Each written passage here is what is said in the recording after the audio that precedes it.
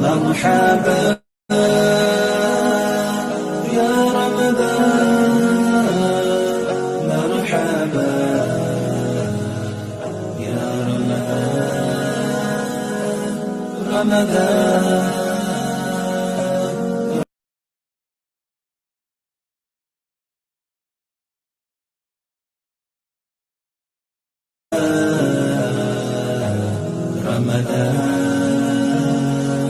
مرحبا يا رمضان، مرحبا يا رمضان، رمضان. نسألك يا من هو الله الذي لا إله إلا هو الإله الرحمن الرحيم الملك القدوس السلام المؤمن المهيمن العزيز الجبار المتكبر الخالق البارئ المصور الغفار القهار الوهاب الرزاق الفتاح الخلاق العليم القابض الباسط القاهر المعطي المتر السيد السميع البصير الحكم الرب اللطيف الخبير الحليم العظيم الغفور الشكور القريب الكبير الحفيظ المقيت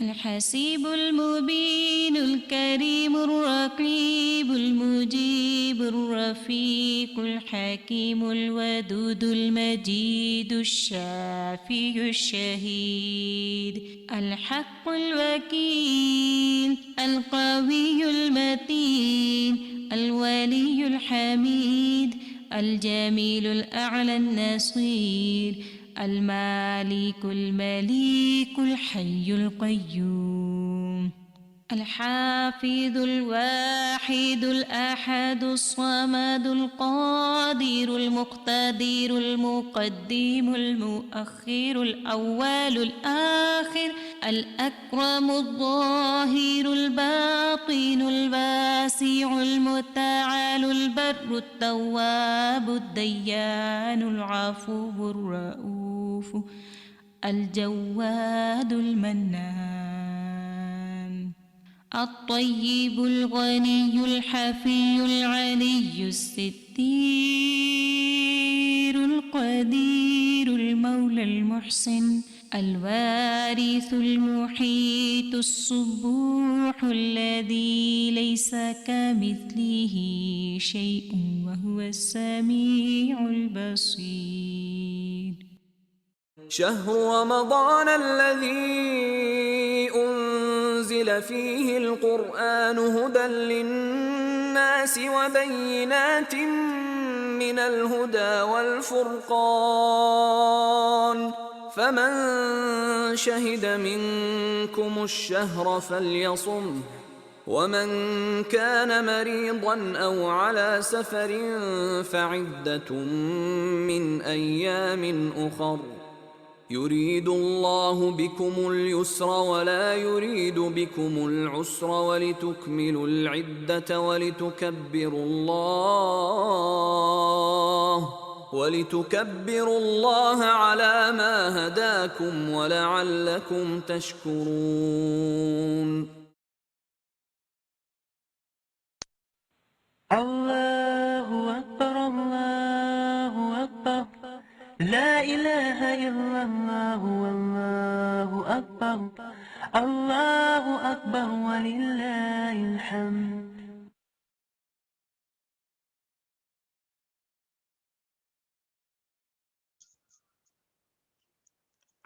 نحمده ونصلي على رسوله الكريم أما بعد فأعوذ بالله من الشيطان الرجيم بسم الله الرحمن الرحيم.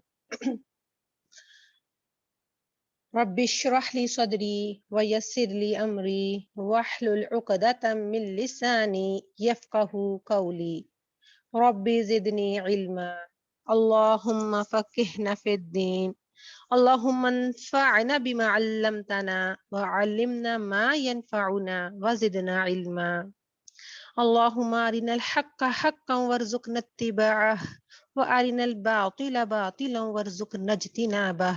اے اللہ ہمیں حق دکھا جیسا کہ وہ حق ہے اور ہمیں اس کو ماننے والا بنا، اور ہمیں شر دکھا جو ناحق ہے جیسا کہ وہ ہے اور ہمیں اس سے بچنے والا بنا. آمین یا رب العالمین. السلام علیکم ورحمۃ اللہ وبرکاتہ.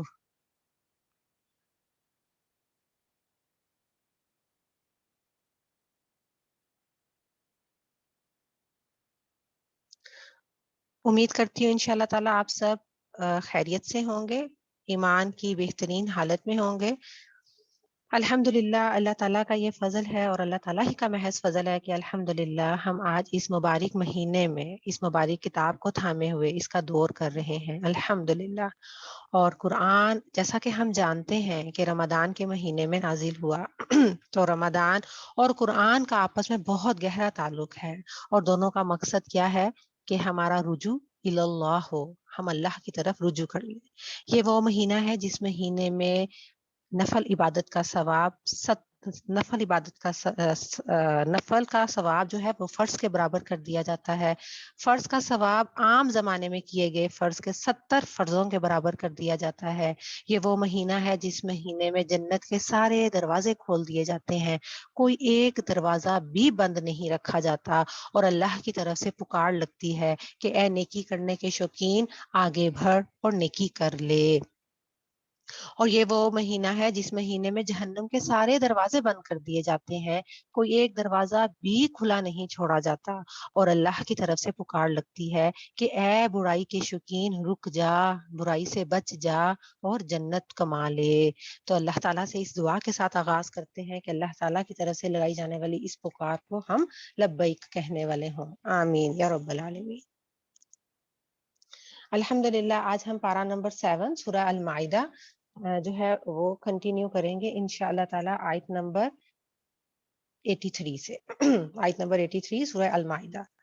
اعوذ باللہ من الشیطان الرجیم بسم اللہ الرحمن انا من الحق ونطمع ان يدخلنا ربنا مع القوم الصالحين فأثابهم الله بما قالوا جنات تجري من تحتها الأنهار خالدين فيها وذلك جزاء المحسنين والذين كفروا وكذبوا بآياتنا أولئك أصحاب الجحيم يا أيها الذين آمنوا لا تحرموا طيبات ما أحل الله لكم ولا تعتدوا إن الله لا يحب المعتدين.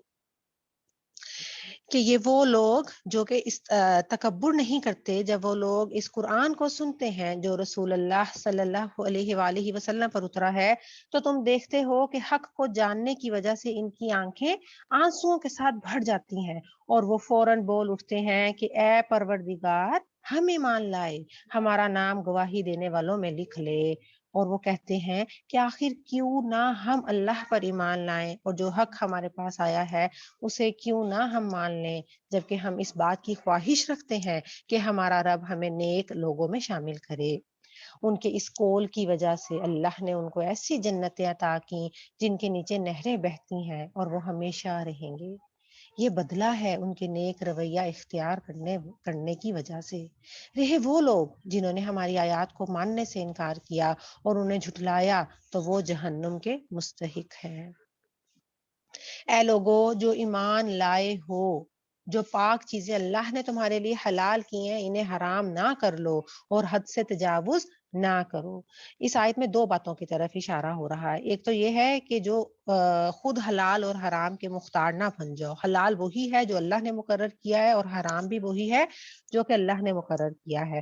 اور دوسری بات یہ ہے کہ عیسائیوں کی طرح، راہبوں کی طرح جو تھے وہ انہوں نے رہبانیت اور قطع لذت کا جو طریقہ اختیار کیا تھا کہ خود ہی سے اپنے اوپر چیزوں کو حرام کر لیا تھا، تم اس طرح سے مت کرو. ایک مرتبہ نبی کریم صلی اللہ علیہ وآلہ وسلم کو معلوم ہوا کہ بعض صحابیوں نے یہ عہد کر لیا ہے کہ ہم جو ہے نا وہ دن میں پورا دن روزہ رکھیں گے، پوری رات عبادت کریں گے، اور ہم گوشت بھی نہیں کھائیں گے، چکنائی کا استعمال بھی نہیں کریں گے، اور اسی طرح ہم عورتوں سے واسطہ بھی نہیں رکھیں گے. تو اس پر آپ صلی اللہ علیہ وآلہ وسلم نے خطبہ دیا اور فرمایا، جس کا مفہوم ہے کہ مجھے ایسی باتوں کا حکم نہیں دیا گیا، کہ ایسی باتوں کا مجھے حکم نہیں دیا گیا ہے. تمہارے نفس کے تم پر کچھ حقوق ہیں، روزہ بھی رکھو اور کھاؤ پیو بھی، راتوں کو قیام بھی کرو اور سو بھی. مجھے دیکھو، میں سوتا بھی ہوں اور میں قیام بھی کرتا ہوں، میں روزے رکھتا بھی ہوں اور روزے نہیں بھی رکھتا، میں گوشت بھی کھاتا ہوں اور گھی بھی کھاتا ہوں. بس جو میرے طریقے کو پسند نہیں کرتا وہ مجھ میں سے نہیں ہے. پھر فرمایا اللہ تعالیٰ زیادتی کرنے والوں کو پسند نہیں کرتا. وَكُلُوا مِمَّا رَزَقَكُمُ اللَّهُ حَلَالًا طَيِّبًا، اے لوگو جو کچھ حلال اور طیب رزق اللہ نے تم کو دیا ہے اس میں سے کھاؤ پیو، اور خدا کی نافرمانی سے بچتے رہو جس پر تم ایمان لائے ہو. تم لوگ جو محمل قسمیں کھا لیتے ہو ان پر اللہ گرفت نہیں کرتا. محمل قسموں سے مراد وہ قسمیں ہیں جو ہم بلا ارادہ ہمارے منہ سے، آپ کہہ لیں کہ جو ہمارے منہ سے تقیہ کلام کے طور پہ نکل جاتی ہیں، جس میں کوئی ہمارا مقصد اس قسم کو پورا کرنا نہیں ہوتا.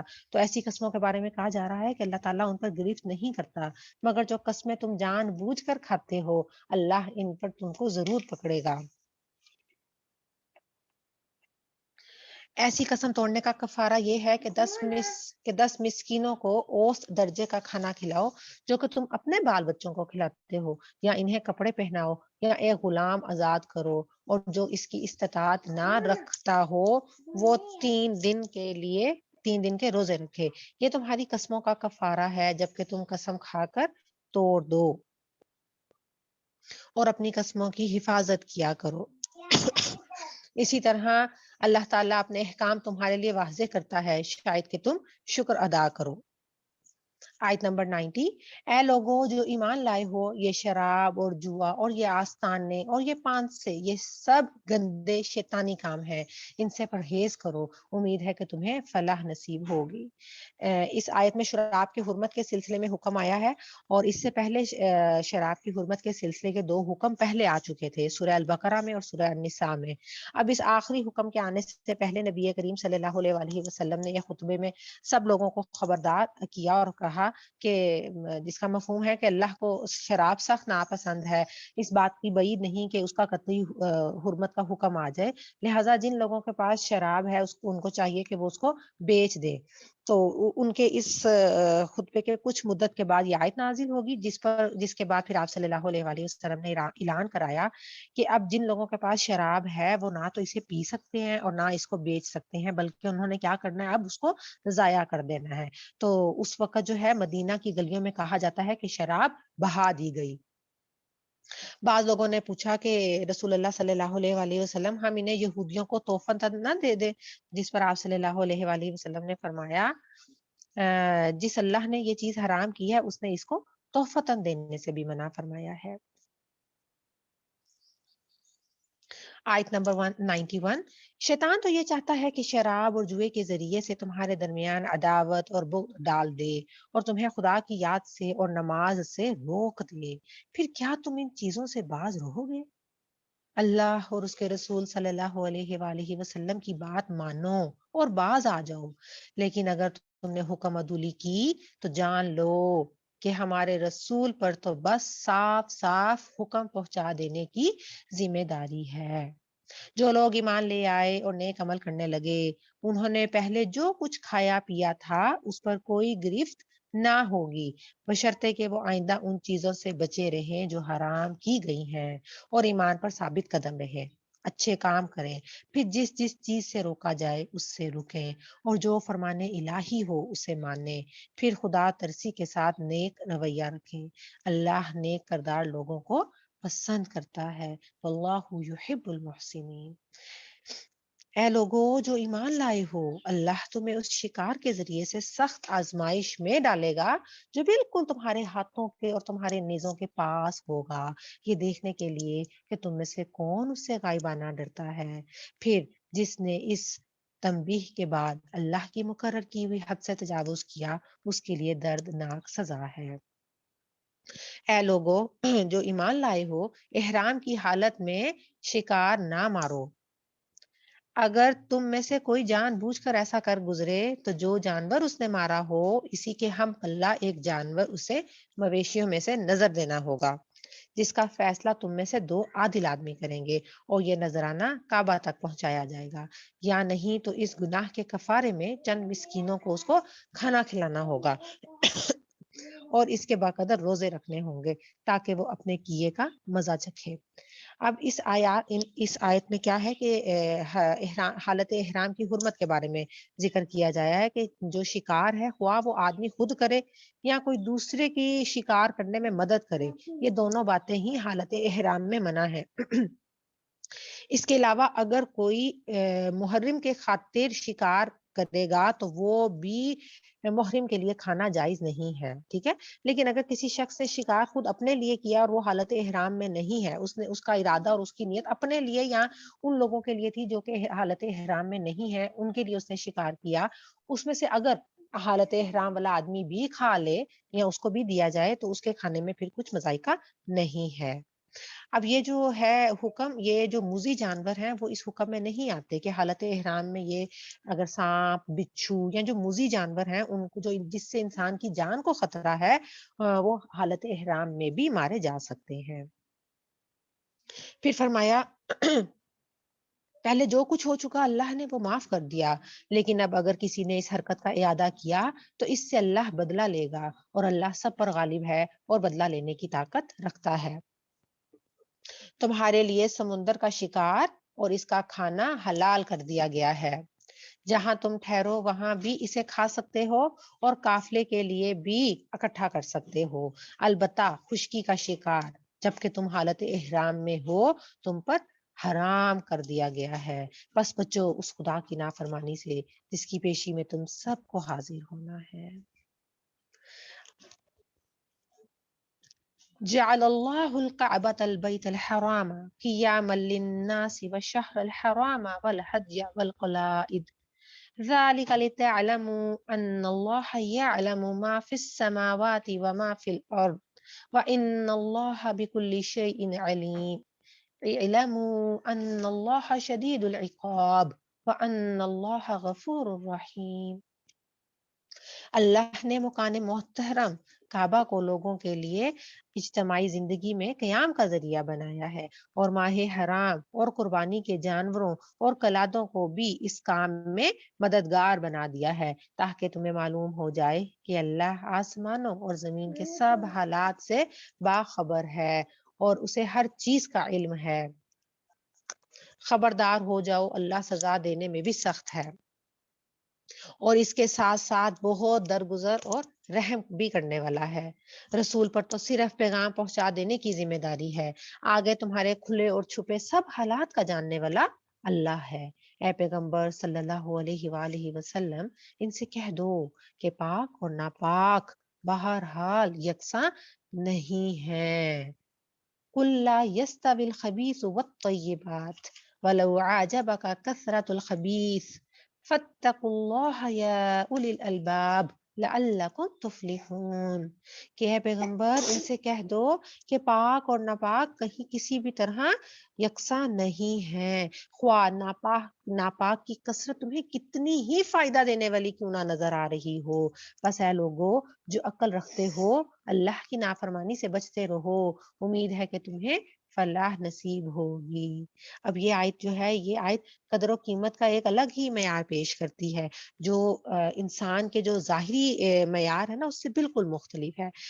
میں ایک مثال سے اس بات کو سمجھاؤں گی کہ دیکھیں ایک 20 روپے اور ایک 100 روپے کا مقابلہ اگر ہم ظاہراً کریں تو یقیناً 100 روپے قیمت میں ہمیں زیادہ لگتے ہیں، لیکن یہ آیت کہہ رہی ہے کہ وہ 100 روپے اگر ہم نے خدا کی نافرمانی کر کے حاصل کیے ہوں گے تو وہ ناپاک ہیں، اور وہ کسی صورت بھی ان 20 रुपए का मुकाबला नहीं कर सकते जो कि खुदा की फर्मा बरदारी करते हुए कमाए गए होंगे, क्योंकि वो पाक है। और नापाक जो है वो ख्वाब मिकदार में कितना ही ज्यादा क्यों ना हो, वो बहरहाल कभी भी पाक के बराबर नहीं हो सकता नापाक।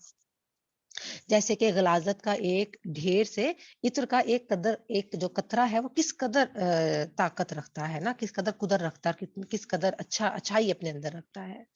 फिर आगे फरमाया, ऐ लोगो जो ईमान लाए हो, ऐसी बातें ना पूछा करो जो तुम पर अगर जाहिर कर दी जाएं तो तुम्हें नागवार हो। अगर तुम इन्हें ऐसे वक्त पूछोगे जबकि कुरान नाजिल हो रहा होगा तो वो तुम पर खोल दी जाएंगी।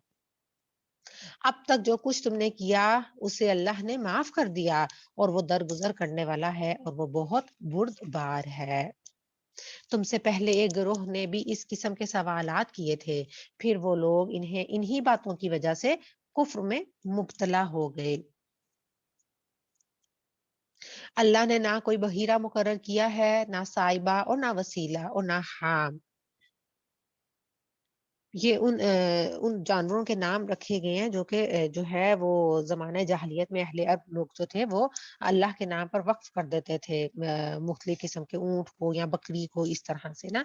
तो फरमाया जा रहा है कि ये काफिर लोग अल्लाह पर झूठी तोहमत लगाते हैं और इनमें से अक्सर बेअक्ल हैं। जब इनसे कहा जाता है कि आओ उस कानून की तरफ, कि आओ उस कानून की तरफ जो अल्लाह ने नाजिल किया है और आओ पैगंबर सल्लल्लाहु अलैहि वालैहि वसल्लम की तरफ, तो वो जवाब देते हैं कि हमारे लिए तो बस वही तरीका काफी है जिस पर हमने अपने बाप दादा को पाया है। क्या ये बाप दादा ही की तकलीद किए जाएंगे, ख्वाह वो कुछ ना जानते हो और सही रास्ते की उनके बाप दादा को खबर ही ना हो। आयत नंबर 105, या अय्युहल्लज़ीना आमनू अलैकुम अनफुसकुम ला यदुर्रुकुम मन दल्ला इज़ा इहतदैतुम इलल्लाहि मरजिउकुम जमीआ फयुनब्बिउकुम बिमा कुंतुम तअमलून। है लोगो जो ईमान लाए हो, अपनी फिक्र करो, किसी दूसरे की गुमराही से तुम्हारा कुछ नहीं बिगड़ता अगर तुम खुद हदायत पर हो। अल्लाह की तरफ तुम सबको पलट कर जाना है, फिर वो तुम्हें बता देगा कि तुम क्या करते रहे हो।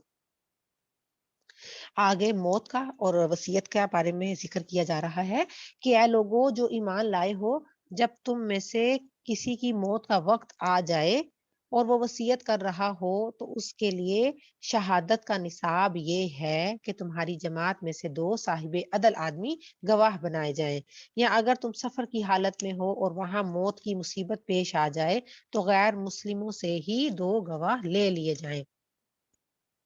फिर अगर कोई शक पड़ जाए तो नमाज के बाद दोनों गवाहों को मस्जिद में रोक लिया जाए और वो खुदा की कसम खाकर कहें कि हम किसी जाती फायदे के इवज शहादत को बेचने वाले नहीं हैं, और ख्वाह हमारा रिश्तेदार ही क्यों ना हो, और ना खुदा वास्ते के लिए हम गवाही को छुपाने वाले हैं। अगर हमने ऐसा किया तो हम गुनहगार लोगों में शामिल होंगे। लेकिन अगर पता चल जाए कि इन दोनों ने अपने आप को गुनाह में मुब्तला किया है तो फिर इन दोनों की जगह 2 और शख्स जो इनकी बनिस्बत शहादत देने के अहल तर होंगे इन लोगों में से खड़े हों जिनकी हक तलफी हुई होगी, और वो खुदा की कसम खाकर कहें कि हमारी शहादत उनकी शहादत से ज्यादा बरहक है और हमने अपनी गवाही में कोई ज्यादती नहीं की है। अगर हम ऐसा करेंगे तो हम जालिमों में से होंगे। इस तरीके से ये तवक्को की जा सकती है कि लोग ठीक ठीक शहादत देंगे, या कम अज कम इस बात ही का खौफ करेंगे कि इनकी कस्मों के बाद दूसरों की कस्में खाने से कहीं इनकी तरदीद ना हो जाए। अल्लाह से डरो और सुनो, अल्लाह नाफरमानी करने वालों को अपनी रहनुमाई से महरूम कर देता है। आयत नंबर 109, जिस रोज अल्लाह सब रसूलों को जमा करके पूछेगा कि तुम्हें क्या जवाब दिया गया, तो वो अर्ज करेंगे कि हमें कुछ इल्म नहीं। आप ही तमाम पोशीदा हकीकतों को जानते हैं। फिर तसव्वुर करो इस मौके का जब अल्लाह फरमाएगा, ऐ मरियम के बेटे ईसा, याद कर मेरी इस नेमत को जो मैंने तुझे और तेरी माँ को अता की। اب یہاں پر قیامت کا منظر پیش کیا جا رہا ہے کہ جس روز تمام لوگ اور رسول اکٹھے کیے جائیں گے تو اس دن اللہ تعالیٰ سوال کریں گے رسولوں سے، ہر ایک سے الگ الگ بھی سوال ہوگا، اور پھر بحیثیت مجموعی بھی سب سے سوال کیا جائے گا کہ کیا تم لوگوں نے میرا پیغام پہنچا دیا؟ تو لوگوں کا کیا جواب ہوا؟ تو وہ رسول فرمائیں گے کہ اللہ، ہمیں تو وہی پتا ہے جو ہمارے سامنے تھا، اور حقیقت تو آپ جانتے ہیں اور ہم کچھ نہیں جانتے۔ تو اس پہ نا اللہ تعالیٰ جو ہے وہ والا یہاں پہ تصور، یہاں پہ وہ منظر بتایا جا رہا ہے۔ ساتھ میں اس سلسلے میں حضرت عیسیٰ علیہ السلام سے جو اللہ تعالیٰ سوال کر رہے ہیں وہ یہاں پہ نقل کیا جا رہا ہے، اور وہ کیا تھا؟ اللہ تعالیٰ فرمائیں گے کہ اے مریم کے بیٹے عیسیٰ، یاد کر میری اس نعمت کو جو میں نے تجھے اور تیری ماں کو عطا کی تھی۔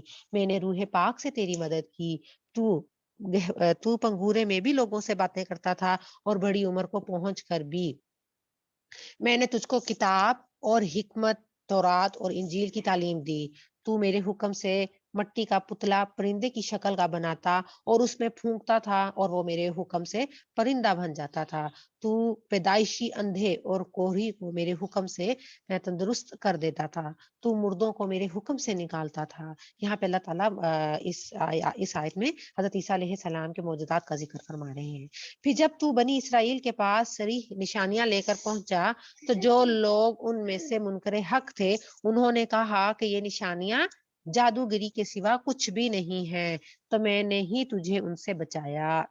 اور جب میں نے حواریوں کو اشارہ کیا کہ مجھ پر اور میرے رسول پر ایمان لاؤ، تب انہوں نے کہا کہ ہم اہل ایمان، ہم ایمان لائے اور گواہ رہو کہ ہم مسلم ہیں۔ وَإِذْ أَوْحَيْتُ إِلَى الْحَوَارِيِّينَ أَنْ آمِنُوا بِي وَبِرَسُولِي قَالُوا آمَنَّا وَاشْهَدْ بِأَنَّنَا مُسْلِمُونَ۔ إذ قال الحواريون يا عيسى ابن مريم هل يستطيع ربك أن ينزل علينا مائدة من السماء قال اتقوا الله إن كنتم مؤمنين۔ یہ واقعہ بھی یاد رہے جب حواریوں نے کہا، اے عیسیٰ ابن مریم، کیا آپ کا رب ہم پر آسمان سے کھانے کا ایک خوان اتار سکتا ہے؟ تو عیسیٰ علیہ السلام نے کہا، اللہ سے ڈرو اگر تم مومن ہو۔ انہوں نے کہا، بس ہم تو یہ چاہتے ہیں کہ اگر اس خوان سے کھانا آ جائے اور ہمارے دل مطمئن ہوں اور ہمیں معلوم ہو جائے کہ آپ نے جو کچھ ہم سے کہا ہے وہ سچ ہے، اور ہم اس پر گواہ بن جائیں گے۔ اس پر حضرت عیسیٰ علیہ السلام نے اللہ سے دعا کی اور کہا، خدایا ہمارے رب، ہم پر آسمان سے ایک خوان نازل فرما جو ہمارے لیے اور ہمارے اگلوں اور ہمارے پچھلوں کے لیے خوشی کا موقع قرار پائے، اور تیری طرف سے ایک نشانی ہو، ہم کو رزق دے، اور تو بہترین رازق ہے۔ اللہ نے جواب دیا، میں اس کو تم پر نازل کرنے والا ہوں، مگر اس کے بعد تم میں سے جو کوئی کفر کرے گا تو میں اسے ایسی سزا دوں گا جو دنیا میں کسی کو نہ دی ہوگی۔ غرض اللہ فرمائیں گے، اے عیسیٰ ابن مریم، کیا تو نے لوگوں سے کہا تھا کہ خدا کے سوا مجھے اور میری ماں کو خدا بنا لو؟ تو وہ جواب میں حضرت عیسیٰ علیہ السلام عرض کریں گے، سبحان اللہ، اللہ، میرا یہ کام نہ تھا کہ میں وہ بات کہتا جس کے کہنے کا مجھے کوئی حق نہ تھا۔ اگر میں نے ایسی بات کہی ہوتی تو آپ کو ضرور علم ہوتا۔ آپ جانتے ہیں جو کچھ میرے دل میں ہے، اور میں نہیں جانتا جو کچھ آپ کے دل میں ہے۔ آپ تو ساری پوشیدہ حقیقتوں کے عالم ہیں، اور میں ان سے اور اس کے سوا کچھ نہیں کہا میں نے ان سے جس کا آپ نے مجھے حکم دیا تھا، یہ کہ اللہ کی بندگی کرو جو کہ میرا رب بھی ہے اور تمہارا رب بھی ہے۔ میں اس وقت تک ان کا نگران تھا جب تک میں ان کے درمیان تھا۔ جب آپ نے مجھے واپس بلا لیا تو آپ ان کے نگران تھے، اور آپ تو ساری ہی چیزوں پر نگران ہیں۔ اب اگر آپ انہیں سزا دیں تو وہ آپ کے بندے ہیں، اور اگر آپ معاف کر دیں تو آپ غالب اور دانا ہیں۔ تب اللہ تعالیٰ فرمائیں گے، قال اللہ ھذا یوم ینفع الصادقین صدقہم، کہ یہ وہ دن ہے جس میں سچوں کو ان کی سچائی نفع دیتی ہے۔ اور سچوں کے لیے کیا تحفہ ہے؟ ان کے لیے ایسے باغ ہیں جن کے نیچے نہریں بہہ رہی ہیں، یہاں وہ ہمیشہ رہیں گے۔ اللہ ان سے راضی ہوا، اور وہ اللہ سے یہی بڑی کامیابی ہے۔ اللہ تعالیٰ سے دعا کرتے ہیں کہ اللہ تعالیٰ ہمیں بھی سچے لوگوں میں شامل فرما لے، ایسے سچ بولنے والا ہمیں فرما دے، بنا دے، جو کہ ہماری سچائی ہمیں اس دن نفع دے، اور اللہ تعالیٰ جواب میں ہمیں بھی ایسی ہی باغ جس کے نیچے سے نہریں بہہ رہی ہوں ان کی ہمیں خوشخبری سنائے، آمین۔ اللہ للہ ملک السماوات والارض وما فیہن وہو علی کل شیء قدیر، زمین اور آسمانوں اور تمام موجودات کی بادشاہی اللہ ہی کے لیے ہے اور وہ ہر چیز پر قدرت رکھتا ہے۔ سورۃ الانعام، یہ سورت جو ہے یہ مویشیوں کی حرمت اور بعض کی حلت کے متعلق اہل عرب کے توہمات کی اس سورت میں تردید کی گئی ہے، اور اسی کی مناسبت سے مویشیوں ہی کی مناسبت سے اس سورت کا نام الانعام رکھا گیا ہے۔ ابن عباس کی روایت ہے کہ یہ پوری سورہ جو ہے وہ مکہ میں بیک وقت نازل ہوئی، اور کہا جاتا ہے کہ جب یہ سورت نبی کریم صلی اللہ علیہ وآلہ وسلم پر نازل ہو رہی تھی تو اس وقت آپ صلی اللہ علیہ وآلہ وسلم اونٹنی پر سوار تھے، اور بوجھ کے مارے اونٹنی کا یہ حال ہو رہا تھا کہ معلوم ہوتا تھا کہ اس کی ہڈیاں اب ٹوٹ جائیں گی۔ اور روایات میں اس بات کا بھی کہا جاتا ہے کہ جس رات یہ نازل ہوئی اسی رات آپ صلی اللہ علیہ وآلہ وسلم نے اس کو قلم بند کروا دیا۔ بسم اللہ الرحمن الرحیم، الحمد للہ الذی خلق السماوات والارض وجعل الظلمات والنور ثم الذین کفروا بربهم یعدلون، هو الذی خلقکم من طین ثم قضى اجلا وعجل مسمى عنده ثم أنتم تمترون، وهو الله في السماوات وفي الأرض يعلم سركم وجهركم ويعلم ما تكسبون۔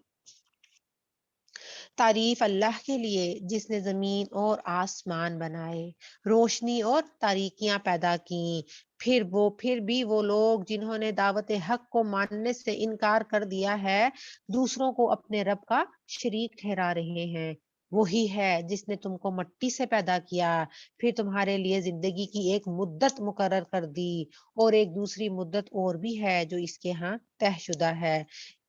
کیا فرمایا جا رہا ہے کہ یہاں پہ قیامت کی گھڑی، ٹھیک ہے، ایک مدت جو کہ زندگی ہے، دوسری مدت جب موت کے بعد قیامت کے بارے میں بتایا جا رہا ہے کہ جب حساب دینے کے لیے تمام جو ہے نو جو ہے وہ اپنے رب کے سامنے حاضر ہوں گے۔ مگر تم لوگ ہو کہ شک میں پڑے ہوئے ہو، وہی ایک خدا آسمانوں میں بھی ہے اور زمین میں بھی، تمہارے کھلے اور چھپے سب حال جانتا ہے، اور جو برائی یا بھلائی تم کماتے ہو اس سے خوب واقف ہے۔ لوگوں کا حال یہ ہے کہ ان کے رب کی نشانیوں میں سے کوئی نشانی ایسی نہیں جو ان کے سامنے آئی ہو اور انہوں نے اس سے منہ نہ موڑ لیا ہو، چنانچہ اب جو حق ان کے پاس آیا ہے تو اس سے بھی انہوں نے کیا کر دیا ہے، ہمیشہ کی طرح جھٹلا دیا ہے۔ اچھا، جس چیز کا وہ اب تک مذاق اڑاتے رہے ہیں، ان قریب اس کے متعلق کچھ خبریں انہیں پہنچیں گی۔ کیا انہوں نے دیکھا نہیں کہ ان سے پہلے کتنی ایسی قوموں کو ہم ہلاک کر چکے ہیں جن کا اپنے اپنے زمانے میں دور دوڑا تھا؟ ان کو ہم نے زمین میں وہ اقتدار بخشا تھا جو تمہیں نہیں بخشا، ان پر ہم نے آسمان سے خوب بارشیں برسائیں اور ان کے نیچے نہریں بہا دیں، مگر جب انہوں نے کفران نعمت کیا تو آخرکار ہم نے ان کے گناہوں کی پاداش میں انہیں تباہ کر دیا اور ان کی جگہ دوسری قوموں کو لے آئے۔ اے پیغمبر صلی اللہ علیہ وآلہ وسلم، اگر ہم تمہارے اوپر کوئی کاغذ میں لکھی لکھائی کتاب بھی اتار دیتے اور لوگ اسے اپنے ہاتھوں سے چھو کر بھی دیکھ لیتے، تب بھی جنہوں نے حق کا انکار کیا وہ یہی کہتے کہ یہ تو جادو ہے، اور کہتے کہ اس نبی پر کوئی فرشتہ کیوں نہیں اتارا گیا؟ اگر کہیں ہم نے فرشتہ اتار دیا ہوتا تو اب تک کبھی کا فیصلہ ہو چکا ہوتا، پھر انہیں کوئی مہلت نہ دی جاتی، اور اگر ہم فرشتے کو اتارتے تب بھی ہم اسے انسانی شکل میں ہی اتارتے اور اسی طرح انہیں اسی شبہ میں مبتلا کر دیتے جس میں اب یہ مبتلا ہیں۔ اے محمد صلی اللہ علیہ وآلہ وسلم، تم سے پہلے بھی بہت سے رسولوں کا مذاق اڑایا جا چکا ہے، مگر ان مذاق اڑانے والوں پر آخر کار وہی حقیقت مسلط ہو کر رہی جس کا وہ مذاق اڑاتے تھے۔ ان سے کہو ذرا زمین میں چل پھر کر دیکھو جھٹلانے والوں کا کیا انجام ہوا ہے۔ ان سے پوچھو آسمان اور زمین میں جو کچھ ہے وہ کس کا ہے؟ کہو سب اللہ ہی کا ہے، اس نے رحم اور کرم کا شیوا اپنے اوپر لازم کر لیا ہے۔ سبحان اللہ۔ اس لیے وہ نافرمانیوں اور سرکشیوں پر تم کو جلدی سے نہیں پکڑتا۔ قیامت کے روز وہ تم سب کو ضرور جمع کرے گا۔ یہ بالکل ایک غیر مشتبہ حقیقت ہے، مگر جن لوگوں نے اپنے آپ کو خود تباہی کے خطرے میں مبتلا کر لیا وہ اسے نہیں مانتے۔ رات کے اندھیرے اور دن کے اجالے میں جو کچھ ٹھہرا ہوا ہے سب اللہ کا ہے، وہ سب کچھ سنتا اور جانتا ہے۔ کہو اللہ کو چھوڑ کر کیا میں کسی اور کو اپنا سرپرست بنا لوں؟ اس خدا کو چھوڑ کر جو زمین اور آسمان کا خالق ہے اور جو روزی دیتا ہے وہ روزی لیتا نہیں؟ کہو مجھے تو یہی حکم دیا گیا ہے کہ میں سب سے پہلے اس کے آگے سر تسلیم خم کر لوں، اور تاکید کی گئی ہے کہ کوئی شرک کرتا ہے تو کرے، تو بہرحال مشرکوں میں شامل نہ ہو۔ کہو اگر میں اپنے رب کی نافرمانی کروں تو ڈرتا ہوں کہ ایک بڑے خوفناک دن کی سزا مجھے بھگتنی پڑے گی۔ اس دن جو سزا سے بچ گیا اس پر اللہ نے بڑا ہی رحم کیا، یہی نمایاں کامیابی ہے۔ اگر اللہ تمہیں کسی قسم کا نقصان پہنچائے تو اس کے سوا اور کوئی نہیں جو تمہیں اس نقصان سے بچا سکے، اور اگر وہ تمہارے ساتھ کسی بھلائی کا ارادہ فرمائے تو وہ ہر چیز پر قادر ہے، وہ اپنے بندوں پر کامل اختیارات رکھتا ہے، وہ دانا ہے اور باخبر ہے۔ آیت نمبر 19 قل ای شیء اکبر شہادہ، ان سے پوچھو کس کی گواہی سب سے بڑھ کر ہے؟ قل اللہ، کہو اللہ کی، قل اللہ شہید بینی و بینکم و اوحی الی ھذا القرآن لانذرکم بہ ومن بلغ۔ کہو کہ تم کس کی گواہی سب سے بڑھ کر ہے، پھر کہو میرے اور تمہارے درمیان اللہ گواہ ہے، اور یہ قرآن جو میری طرف بذریعہ وحی بھیجا گیا ہے تاکہ تمہیں اور جس جس کو یہ پہنچے میں اس کو کیا کروں، خبردار کر دوں۔ کیا واقعی تم لوگ یہ شہادت دے سکتے ہو کہ اللہ کے ساتھ دوسرے خدا بھی ہیں؟ کہو میں تو ہرگز اس کی شہادت نہیں دے سکتا۔ کہو خدا تو وہی ایک ہے، اور میں اس شرک سے قطعی بیزار ہوں جس میں تم مبتلا ہو۔ جن لوگوں کو ہم نے کتاب دی وہ اس بات کو اس طرح سے اس کی بات کی حقیقت کو جانتے ہیں جس طرح کوئی باپ اپنے بیٹوں کو پہچاننے میں بالکل بھی اس کو مشکل پیش نہیں ہوتی، مگر جنہوں نے اپنے آپ کو خود خسارے میں ڈال دیا وہ اسے نہیں مانتے۔ اور اس شخص سے بڑھ کر ظالم کون ہوگا جو اللہ پر جھوٹ بہتان لگائے یا اللہ کی نشانیوں کو جھٹلائے؟ اللہ پر جھوٹ بہتان لگانے سے اور اللہ کی نشانیوں کو چھپانے سے کیا مراد ہے کہ وہ یہ دعویٰ کرے کہ جو خدا ہے ان کے ساتھ دوسری ہستیاں بھی ہیں جو کہ اللہ کی خدائی میں شریک ہیں، یا خدائی صفات کی مالک وہ بھی ہیں، یا خدا دانہ اختیارات وہ بھی رکھتی ہیں۔ تو یہ ساری چیز اگر کوئی اس چیز کا دعویٰ کرتا ہے تو فرمایا جا رہا ہے کہ وہ شخص سب سے بڑھ کر ظالم ہے۔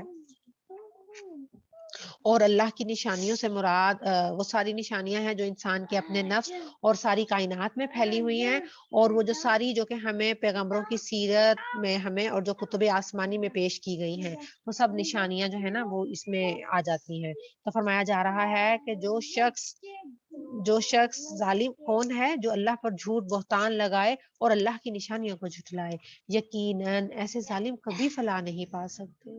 اللہم لا جعلنا منہم۔ جس روز ہم ان سب کو اکٹھا کریں گے اور مشرکوں سے پوچھیں گے کہ اب وہ تمہارے ٹھہرائے ہوئے شریک کہاں ہیں جن کو تم خدا سمجھتے تھے، تو وہ اس کے سوا کوئی فتنہ نہیں اٹھا سکیں گے، اور اس وقت بھی اپنی فطرت پر قائم رہتے ہوئے جھوٹ بولیں گے اور کیا کہیں گے کہ اے ہمارے آقا تیری قسم ہم تو ہرگز مشرک نہ تھے۔ دیکھو اس وقت بھی یہ کس طرح اپنے اوپر جھوٹ گھڑیں گے، وہاں ان کے سارے بناوٹی معبود گم ہو جائیں گے۔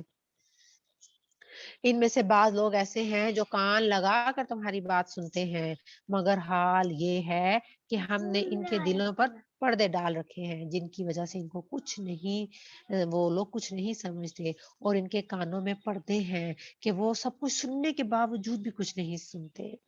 यहाँ पर जो है ना इस आयत में एक कानून फितरत के तहत बताया जा रहा है कि जो कुछ भी दुनिया में वाक़ई होता है एक कानून फितरत के तहत अल्लाह ताला उसको अपनी तरफ मंसूब फरमाते हैं, ठीक है? क्योंकि कानून का बनाने वाला कौन है? अल्लाह, ठीक है? तो जो नताइज इस कानून के तहत रूनुमा होते हैं, उन सब की हकीकत भी अल्लाह को खूब मालूम होती है, ठीक है? जो शख्स ज़िद पर अड़ा होता है, नाफरमानी के कामों में अड़ा होता है, सदाकत पसंद सच्चाई को नहीं मानने वाला होता, ना उस तरह का कोई रवैया रखता है, और तो फिर हम उस शख्स के बारे में क्या कहते हैं कि इसको बार-बार हदायत का पैगाम पहुँचा दिया, लेकिन उसके बावजूद भी इसके जो दिल के दरवाज़े हैं ना इस शख्स के बंद हो गए लेकिन अल्लाह ताला जब इस बात को बयान कर रहे हैं तो किस अंदाज में बयान कर रहे हैं कि हमने उसके दिल के दरवाज़े बंद कर दिए। ठीक है? क्योंकि हकीकत अल्लाह जानने वाले हैं। तो अल्लाह ताला क्या फरमा रहे हैं कि हम जानते हैं कि वो लोग कौन हैं और हम ही ने उनके दिलों को बंद कर दिया है क्योंकि वो ऐसी फितरत पे मौजूद हैं वो लोग कि उनके सामने जो कुछ मर्ज़ी आ जाए वो कभी ना मानेंगे। ठीक है? वो ख्वाह कोई निशानी देख लें, इस पर ईमान ना लाएँगे। हद ये है कि जब वो तुम्हारे पास आकर तुमसे झगड़ते हैं, तो इनमें से जिन लोगों ने इनकार का फैसला कर लिया है, वो सारी बातें सुनने के बाद भी यही कहते हैं क्या? हाज़ा इल्ला असातीरुल अव्वलीन कि ये पहलों की कहानियाँ हैं और वो इस हक को कबूल करने से लोगों को रोकते हैं और खुद भी इससे दूर भागते हैं। वो समझते हैं कि ऐसा करके वो कुछ बिगाड़ रहे हैं तुम्हारा, हालाँकि दरअसल वो खुद अपनी ही तबाही का सामान इकट्ठा कर रहे हैं, लेकिन इन्हें शऊर नहीं। काश तुम उस वक्त की हालत देख सकते जब वो दोज़ख के किनारे खड़े किए जाएंगे। उस वक्त वो कहेंगे कि काश कोई ऐसी सूरत ऐसी आ जाए कि हम दुनिया में फिर वापस भेजे जाएं और अपने रब की निशानियों को ना झुटलाएं और ईमान लाने वालों में शामिल हों। दर हकीकत ये बात वो महज इस वजह से कहेंगे कि जिस हकीकत पर उन्होंने पर्दा डाल रखा था वो अब उससे बेनकाब होकर उनके सामने आ चुकी होगी। वरना अगर इन्हें दोबारा ज़िंदगी की तरफ भेजा जाए, तो फिर भी वही सब कुछ करेंगे जिनसे इन्हें मना किया गया है। देखिए अल्लाह ताला कैसे फ़ितरतों को जानते हैं कि कह रहे हैं अल्लाह ताला कि अगर इन्हें दोबारा मौका दे भी दिया जाए कि वो दोबारा वापस भी चले जाएँ, फिर भी वही करेंगे। ये उस वक़्त जो उन पर तकलीफ़ आ रही है ना, उसको उससे निकलने के लिए ये बहाने बना रहे हैं। अल्लाहु अकबर, अल्लाहुम्मा ला जअलना मिनहुम। अगर इन्हें दोबारा इनकी साबिका ज़िंदगी की तरफ लौटाया जाए तो फिर भी वही सब कुछ करेंगे जिससे इन्हें मना किया गया है। ये तो हैं ही झूठे। आज ये लोग कहते हैं कि ज़िंदगी जो कुछ भी है बस दुनिया ही की है और हम मरने के बाद हरगिज़ ना दोबारा उठाए जाएँगे। काश वो मंज़र तुम देख सको जब ये लोग अपने रब के सामने खड़े किए जाएँगे। उस वक़्त उनका रब उनसे पूछेगा, क्या ये हकीकत नहीं है? ये कहेंगे हाँ, है हमारे रब, यही हकीकत है। फिर वो फरमाएगा अच्छा, तो अब अपने इनकारे हकीकत की वजह से उसके अज़ाब का मज़ा चखो। आयत नंबर 21 क़द ख़सिरल्लज़ीना कज़्ज़बू बिलिक़ाइल्लाह। नुकसान में पड़ गए वो लोग जिन्होंने क्या किया?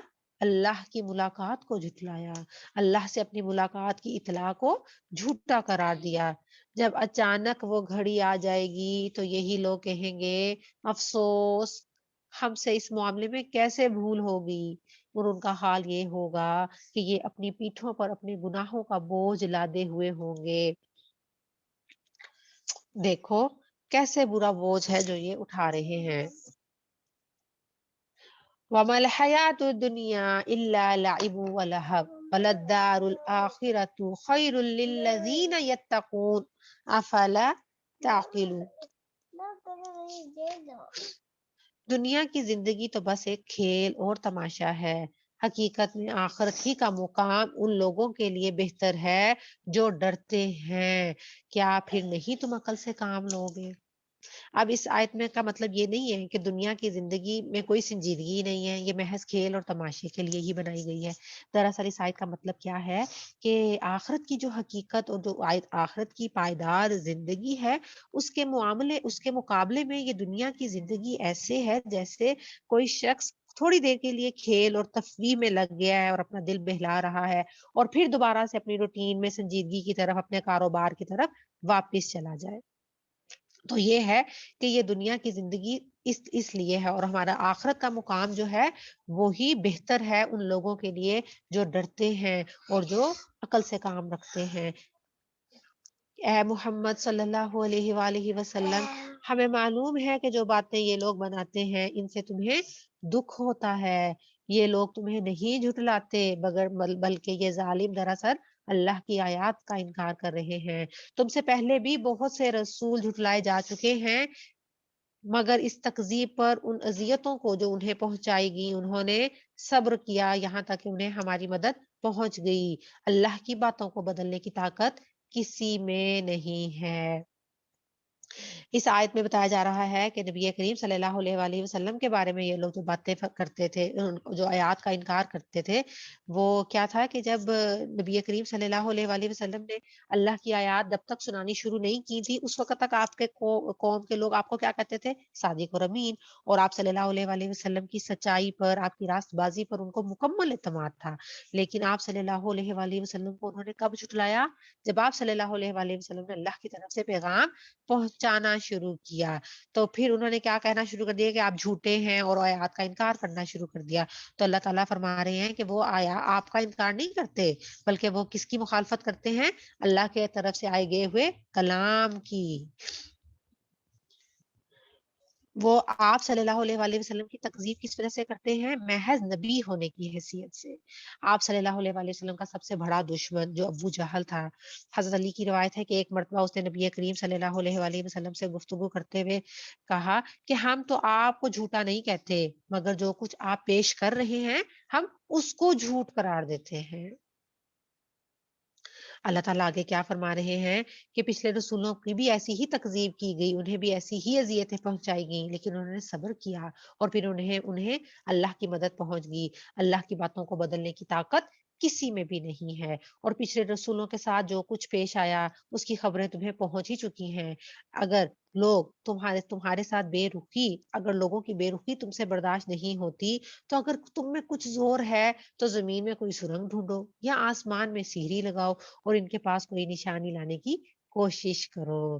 نبی کریم صلی اللہ علیہ وآلہ وسلم جو ہیں وہ یہ چاہتے تھے، جب وہ یہ دیکھتے تھے کہ قوم سمجھاتے سمجھاتے مدتیں گزر گئی ہیں، وہ کسی طرح بھی ماننے کے لیے تیار نہیں ہو رہی، تو بعض دفعہ آپ صلی اللہ علیہ وآلہ وسلم کے دل میں یہ خواہش پیدا ہوتی تھی کہ کاش اللہ کوئی نشانی ان کی طرف ایسی ظاہر ہو جائے جن سے لوگوں کا کفر ٹوٹ جائے اور یہ لوگ سچ کو مان جائیں۔ مطلب اتنا ان کے دل میں تھا کہ لوگ کسی طرح ہدایت کے لیے آ جائیں۔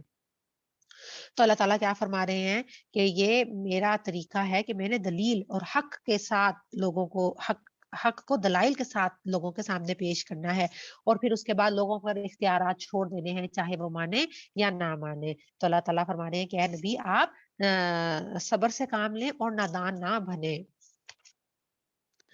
اگر اللہ چاہتا تو ان سب کو ہدایت پر جمع کر سکتا تھا، لہٰذا نادان مت بنو۔ اللہ تعالیٰ کا جو دستور ہے، جو قانون ہے، وہ کیا ہے؟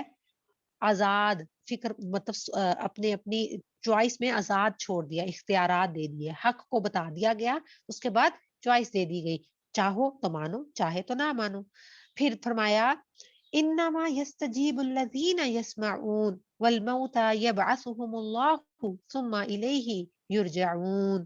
دعوت حق پر لبیک وہی لوگ کہتے ہیں جو سننے والے ہیں، رہے مردے تو انہیں تو اللہ بس قبروں ہی سے اٹھائے گا، اور پھر وہ اس کی عدالت میں پیش ہونے کے لیے واپس لائے جائیں گے۔ سننے والوں سے مراد کہاں کون سے لوگ ہیں؟ جن کے ضمیر زندہ ہے، جن کی عقل اور فکر جو ہے وہ جاگی ہوئی ہے، اور مردہ لوگوں سے مراد کون سے ہیں؟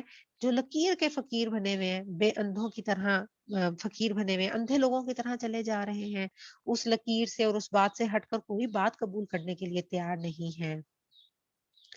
یہ لوگ کہتے ہیں اس نبی صلی اللہ علیہ وآلہ وسلم پر اس کے رب کی طرف سے کوئی نشانی کیوں نہیں اتری؟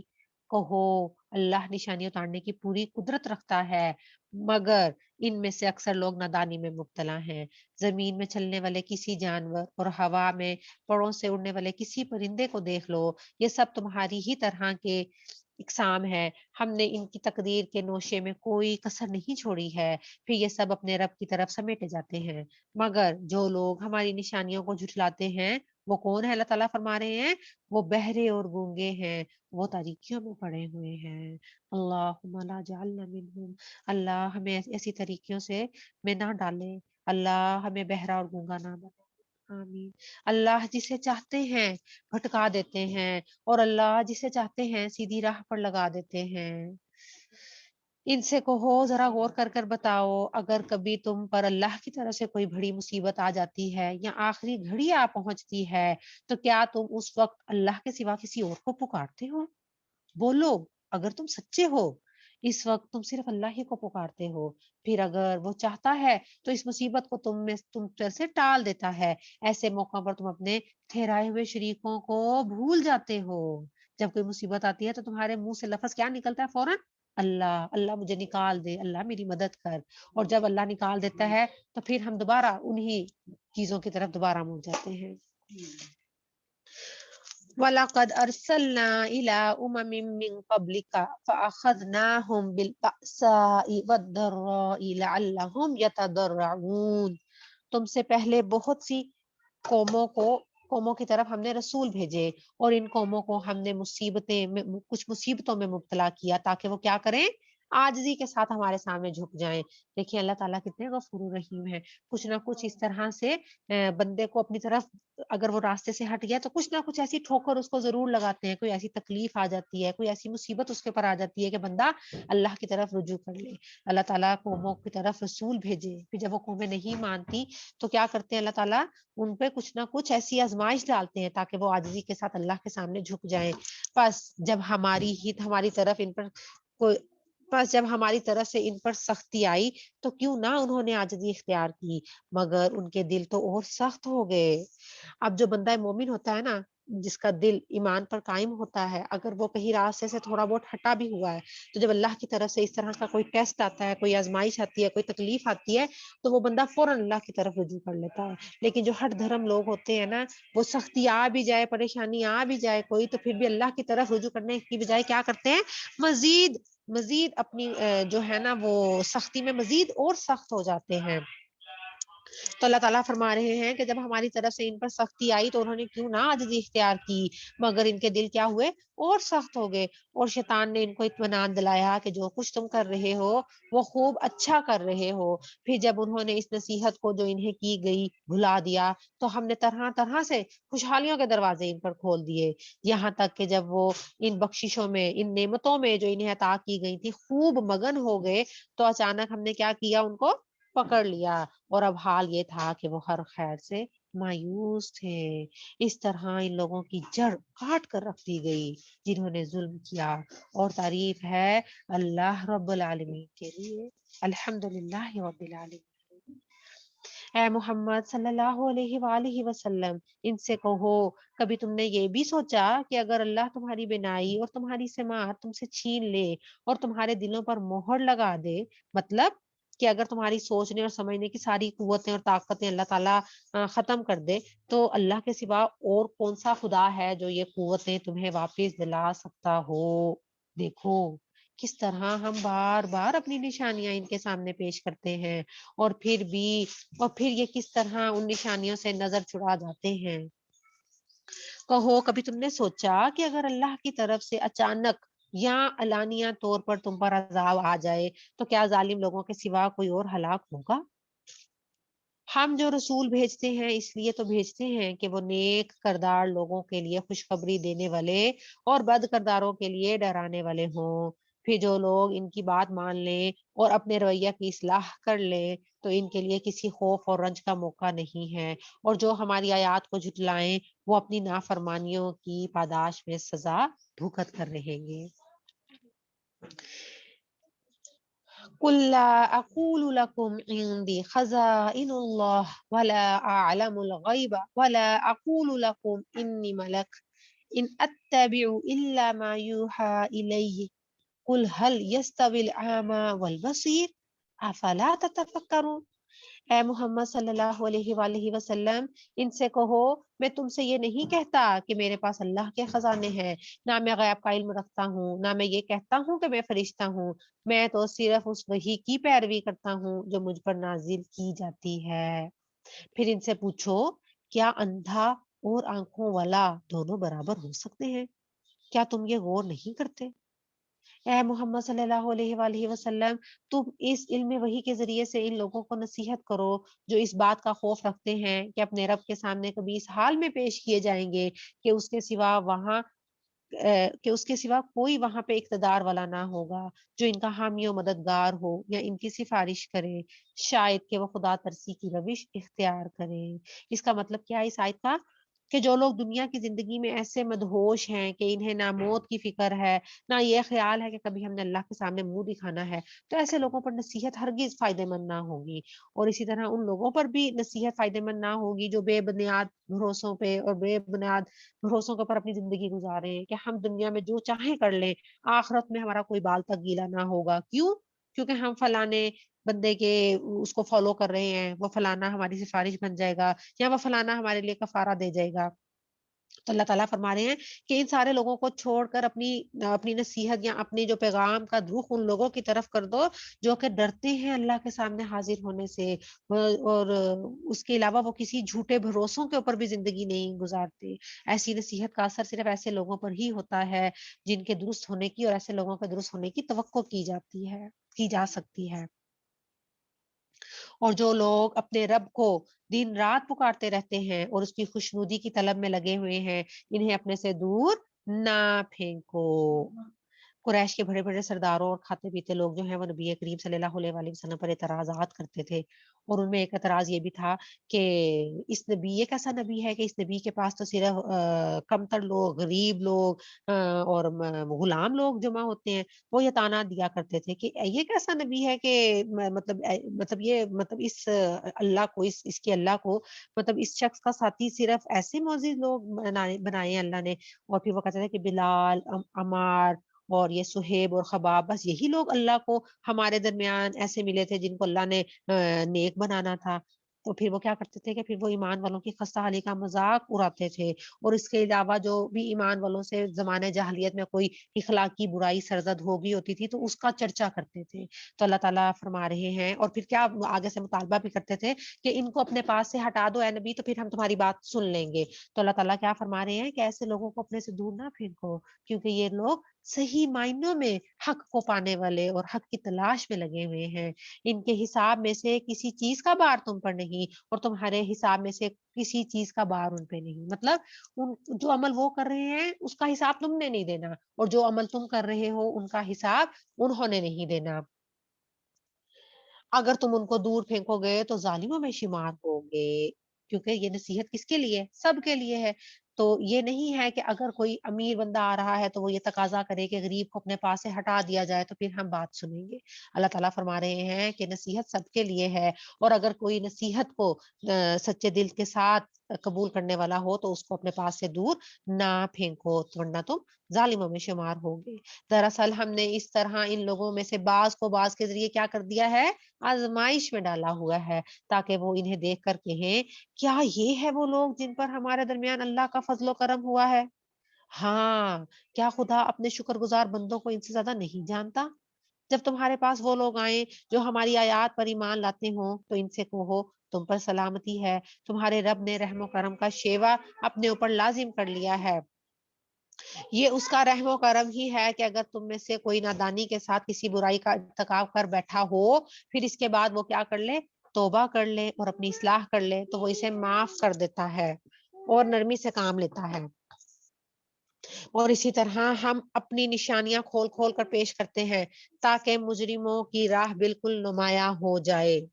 اے محمد صلی اللہ علیہ وآلہ وسلم، ان سے کہو کہ تم لوگ اللہ کے سوا جن دوسروں کو پکارتے ہو ان کی بندگی کرنے سے مجھے منع کیا گیا ہے۔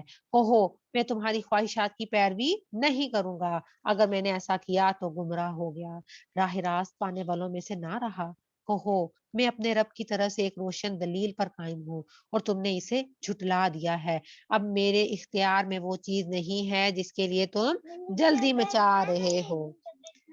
اب اشارہ یہاں پہ کیا عذاب الہی کی طرف اشارہ ہے. وہ لوگ کیا کرتے تھے, نبی کریم صلی اللہ علیہ وسلم کو بار بار کہتے تھے کہ جو چیز تم کہہ رہے ہو کہ آنے والی ہے اس کو لا کے دکھاؤ اگر تم سچے ہو. تو اللہ تعالیٰ فرما رہے ہیں کہ ان سے کہو کہ جس چیز کے لیے تم جلدی چاہ رہے ہو اس کا اختیار اللہ کو ہے, اور وہی اللہ امر حق بیان کرتا ہے اور وہی بہترین فیصلہ کرنے والا ہے.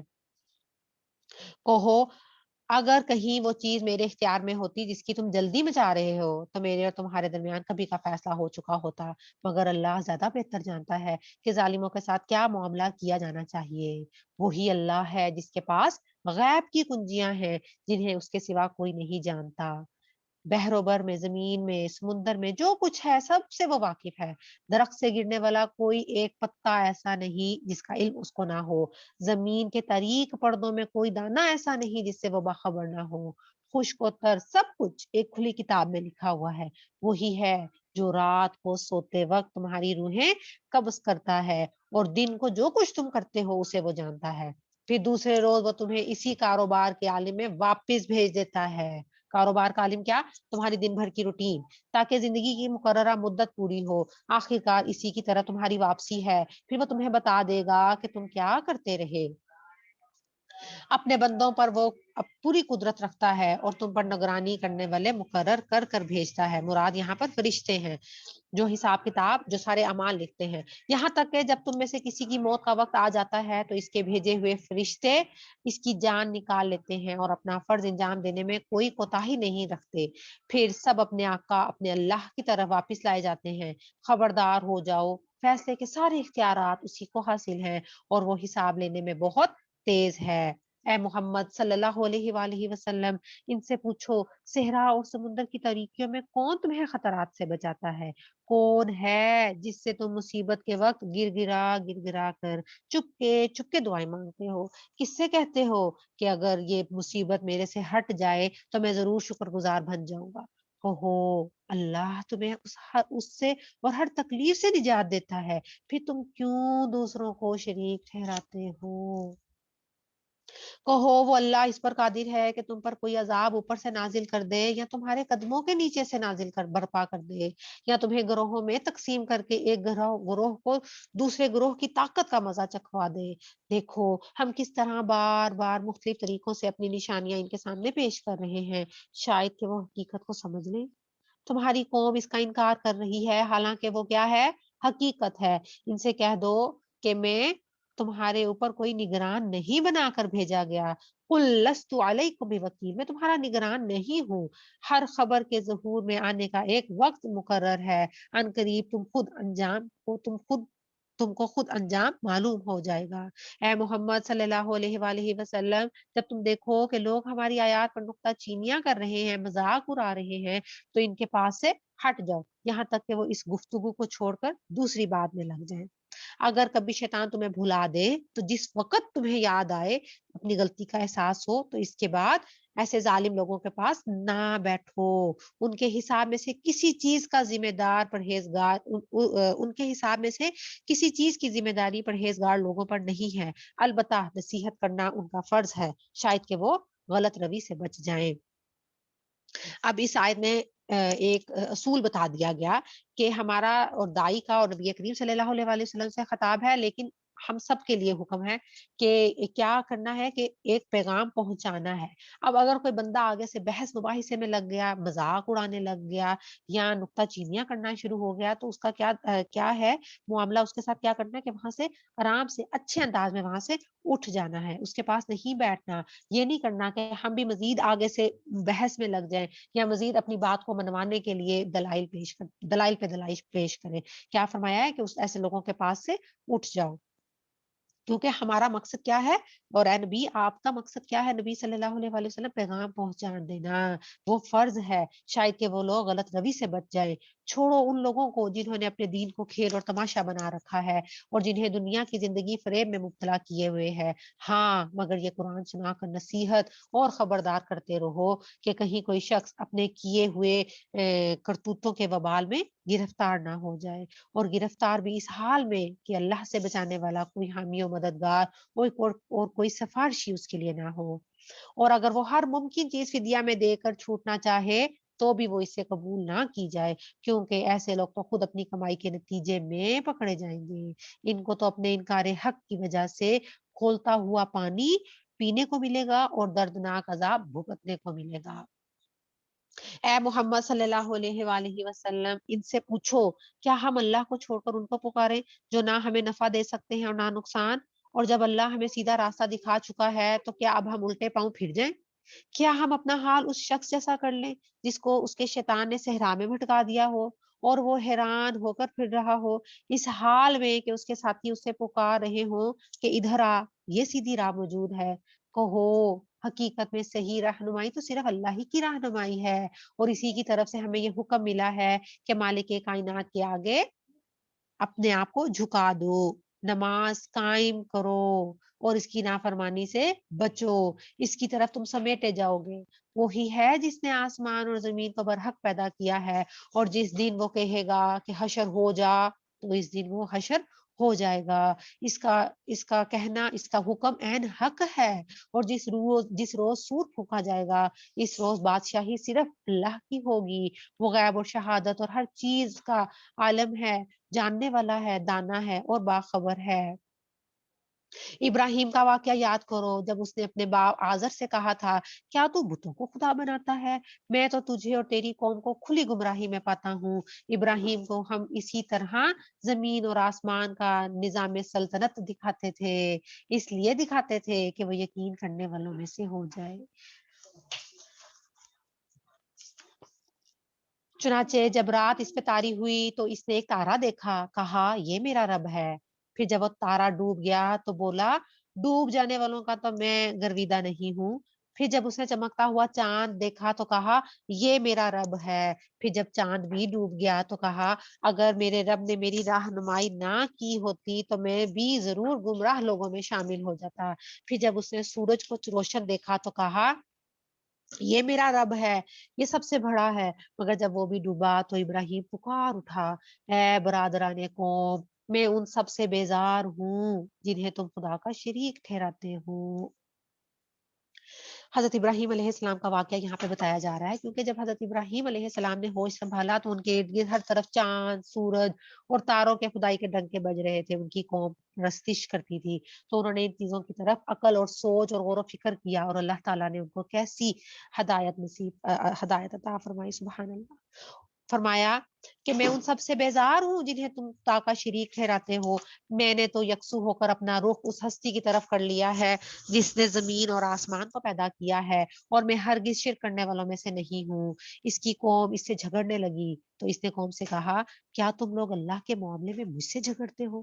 حالانکہ اس نے مجھے راہ دکھائی، اس نے مجھے ہدایت دی، اور میں تمہارے ٹھہرائے ہوئے شریکوں سے نہیں ڈرتا۔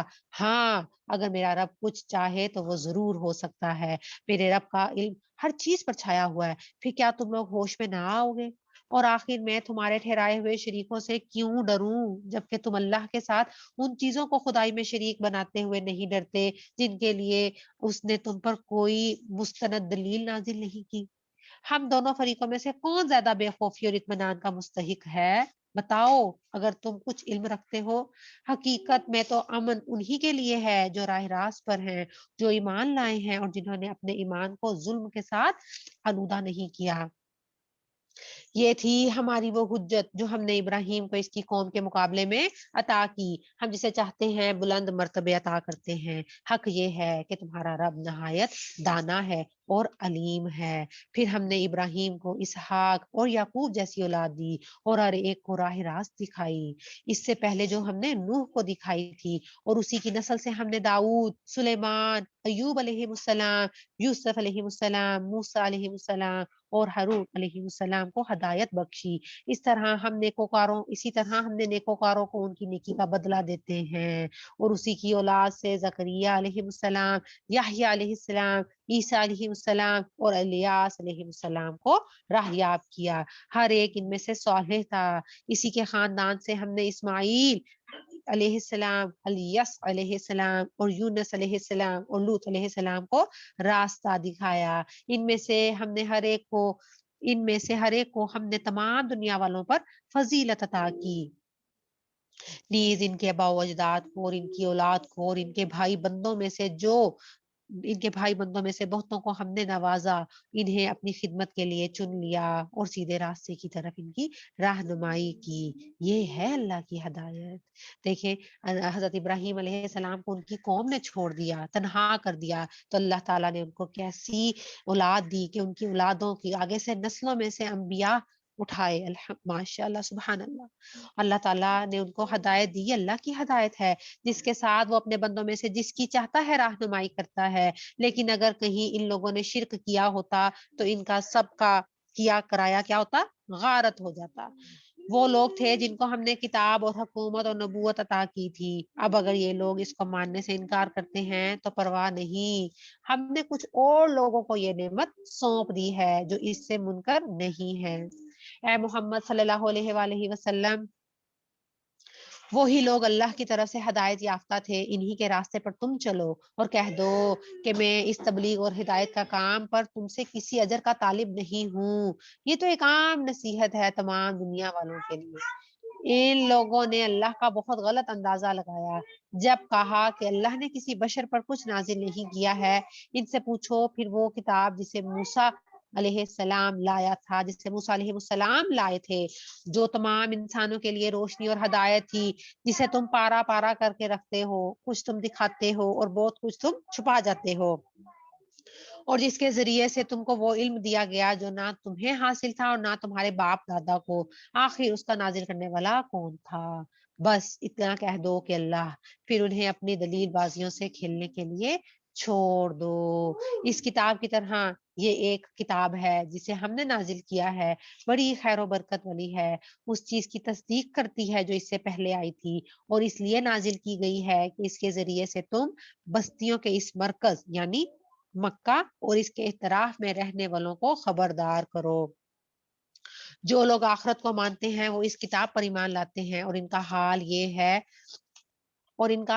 ہے کہ وہ اپنی نمازوں کی پابندی کرتے ہیں، اور اس شخص سے بڑھ کر ظالم اور کون ہوگا جو اللہ پر جھوٹا بہتان کرے یا یہ کہے کہ مجھ پر وحی آئی ہے، حالانکہ اس پر کوئی وحی نازل نہیں کی گئی، یا جو اللہ کی نازل کردہ چیز کے مقابلے میں یہ کہے کہ میں بھی ایسی چیز نازل کر کر دکھا سکتا ہوں۔ کاش تم ظالموں کو اس حالت میں دیکھ سکو جب وہ سکرات موت میں ڈبکیاں کھا رہے ہوتے ہیں اور فرشتے ہاتھ بڑھا بڑھا کر کہہ رہے ہوتے ہیں کیا؟ لاؤ، نکالو اپنی جان، آج تمہیں ان باتوں کی پداش میں ذلت کا عذاب دیا جائے گا جو تم اللہ پر تہمت رکھ کر ناحق منہ سے نکالا کرتے تھے اور اس کی آیات کے مقابلے میں سرکشی دکھایا کرتے تھے۔ اللہم لا جعلنا منہم۔ اور اللہ فرمائے گا، لو اب تم ویسے ہی تنے تنہا ہمارے سامنے حاضر ہو گئے جیسا ہم نے تمہیں پہلی مرتبہ اکیلے پیدا کیا تھا، جو کچھ ہم نے تمہیں دنیا میں دیا تھا وہ سب تم پیچھے چھوڑ آئے ہو، اور اب ہم تمہارے ساتھ تمہارے ان سفارشیوں کو بھی نہیں دیکھتے جن کے متعلق تم یہ سمجھا کرتے تھے کہ تمہارے کام بنانے میں ان کا بھی کچھ حصہ ہے، تمہارے آپس کے سب رابطے ٹوٹ گئے اور وہ سب تم سے گم ہو گئے جن کا تمہیں بہت ظلم تھا۔ دانے اور گٹھلی کو پھاڑنے والا اللہ ہے، وہی زندہ کو مردہ سے نکالتا ہے، وہی مردہ کو زندہ سے نکالتا ہے، یہ سارے کام کا کرنے والا اللہ ہے، کہ تم کدھر بہہ کے جا رہے ہو؟ پردہ شب کو شاک چاک کر کے وہی صبح نکالتا ہے، اور اسی نے رات کو سکون کا وقت بنایا ہے، اسی نے چاند اور سورج کے طلوع و غروب کا حساب مقرر کیا ہے، یہ سب اسی زبردست قدرت اور علم رکھنے والے کے ٹھہرائے ہوئے اندازے ہیں، اور وہی ہے جس نے تمہارے لیے تاروں کو اور صحرا کو اور سمندر کی طریقوں میں راستہ معلوم کرنے کا ذریعہ بنایا ہے تاروں کے ساتھ۔ دیکھو ہم نے نشانیاں کھول کھول کر بیان کر دی ہیں ان لوگوں کے لیے جو علم رکھتے ہیں، اور وہی ہے جس نے ایک نفس سے تم کو پیدا کیا ہے، پھر ہر ایک کے لیے ایک جائے قرار ہے، ایک وقت ہے، اور ایک اس کے سونپے جانے کی جگہ ہے جہاں پہ اس نے مر کر جانا ہے۔ یہ نشانیاں ہم نے واضح کر دی ان لوگوں کے لیے جو سمجھ بوجھ رکھتے ہیں، اور وہی ہے جس نے آسمان سے پانی برسایا، پھر اس کے ذریعے سے ہر قسم کی نباتات اگائی، پھر اس سے ہرے ہرے کھیت اور درخت پیدا کیے، پھر ان سے تہ بتہ چڑے ہوئے دانے نکالے، اور کھجور کے شگوفوں سے پھلوں کے گچھوں کے گچھے پیدا کیے جو بوجھ کے مارے جھکے پڑتے ہیں، اور انگور، زیتون اور انار کے باغ لگائے جن کے پھل ایک دوسرے سے ملتے جلتے بھی ہیں اور ان کی خصوصیات جدا جدا بھی ہیں۔ یہ درخت جب پھلتے ہیں تو ان کے پھل آنے اور پھر ان کے پکنے کی جو کیفیت ہے اس پر ذرا غور کی نظر سے دیکھو. ان چیزوں میں کیا ہے؟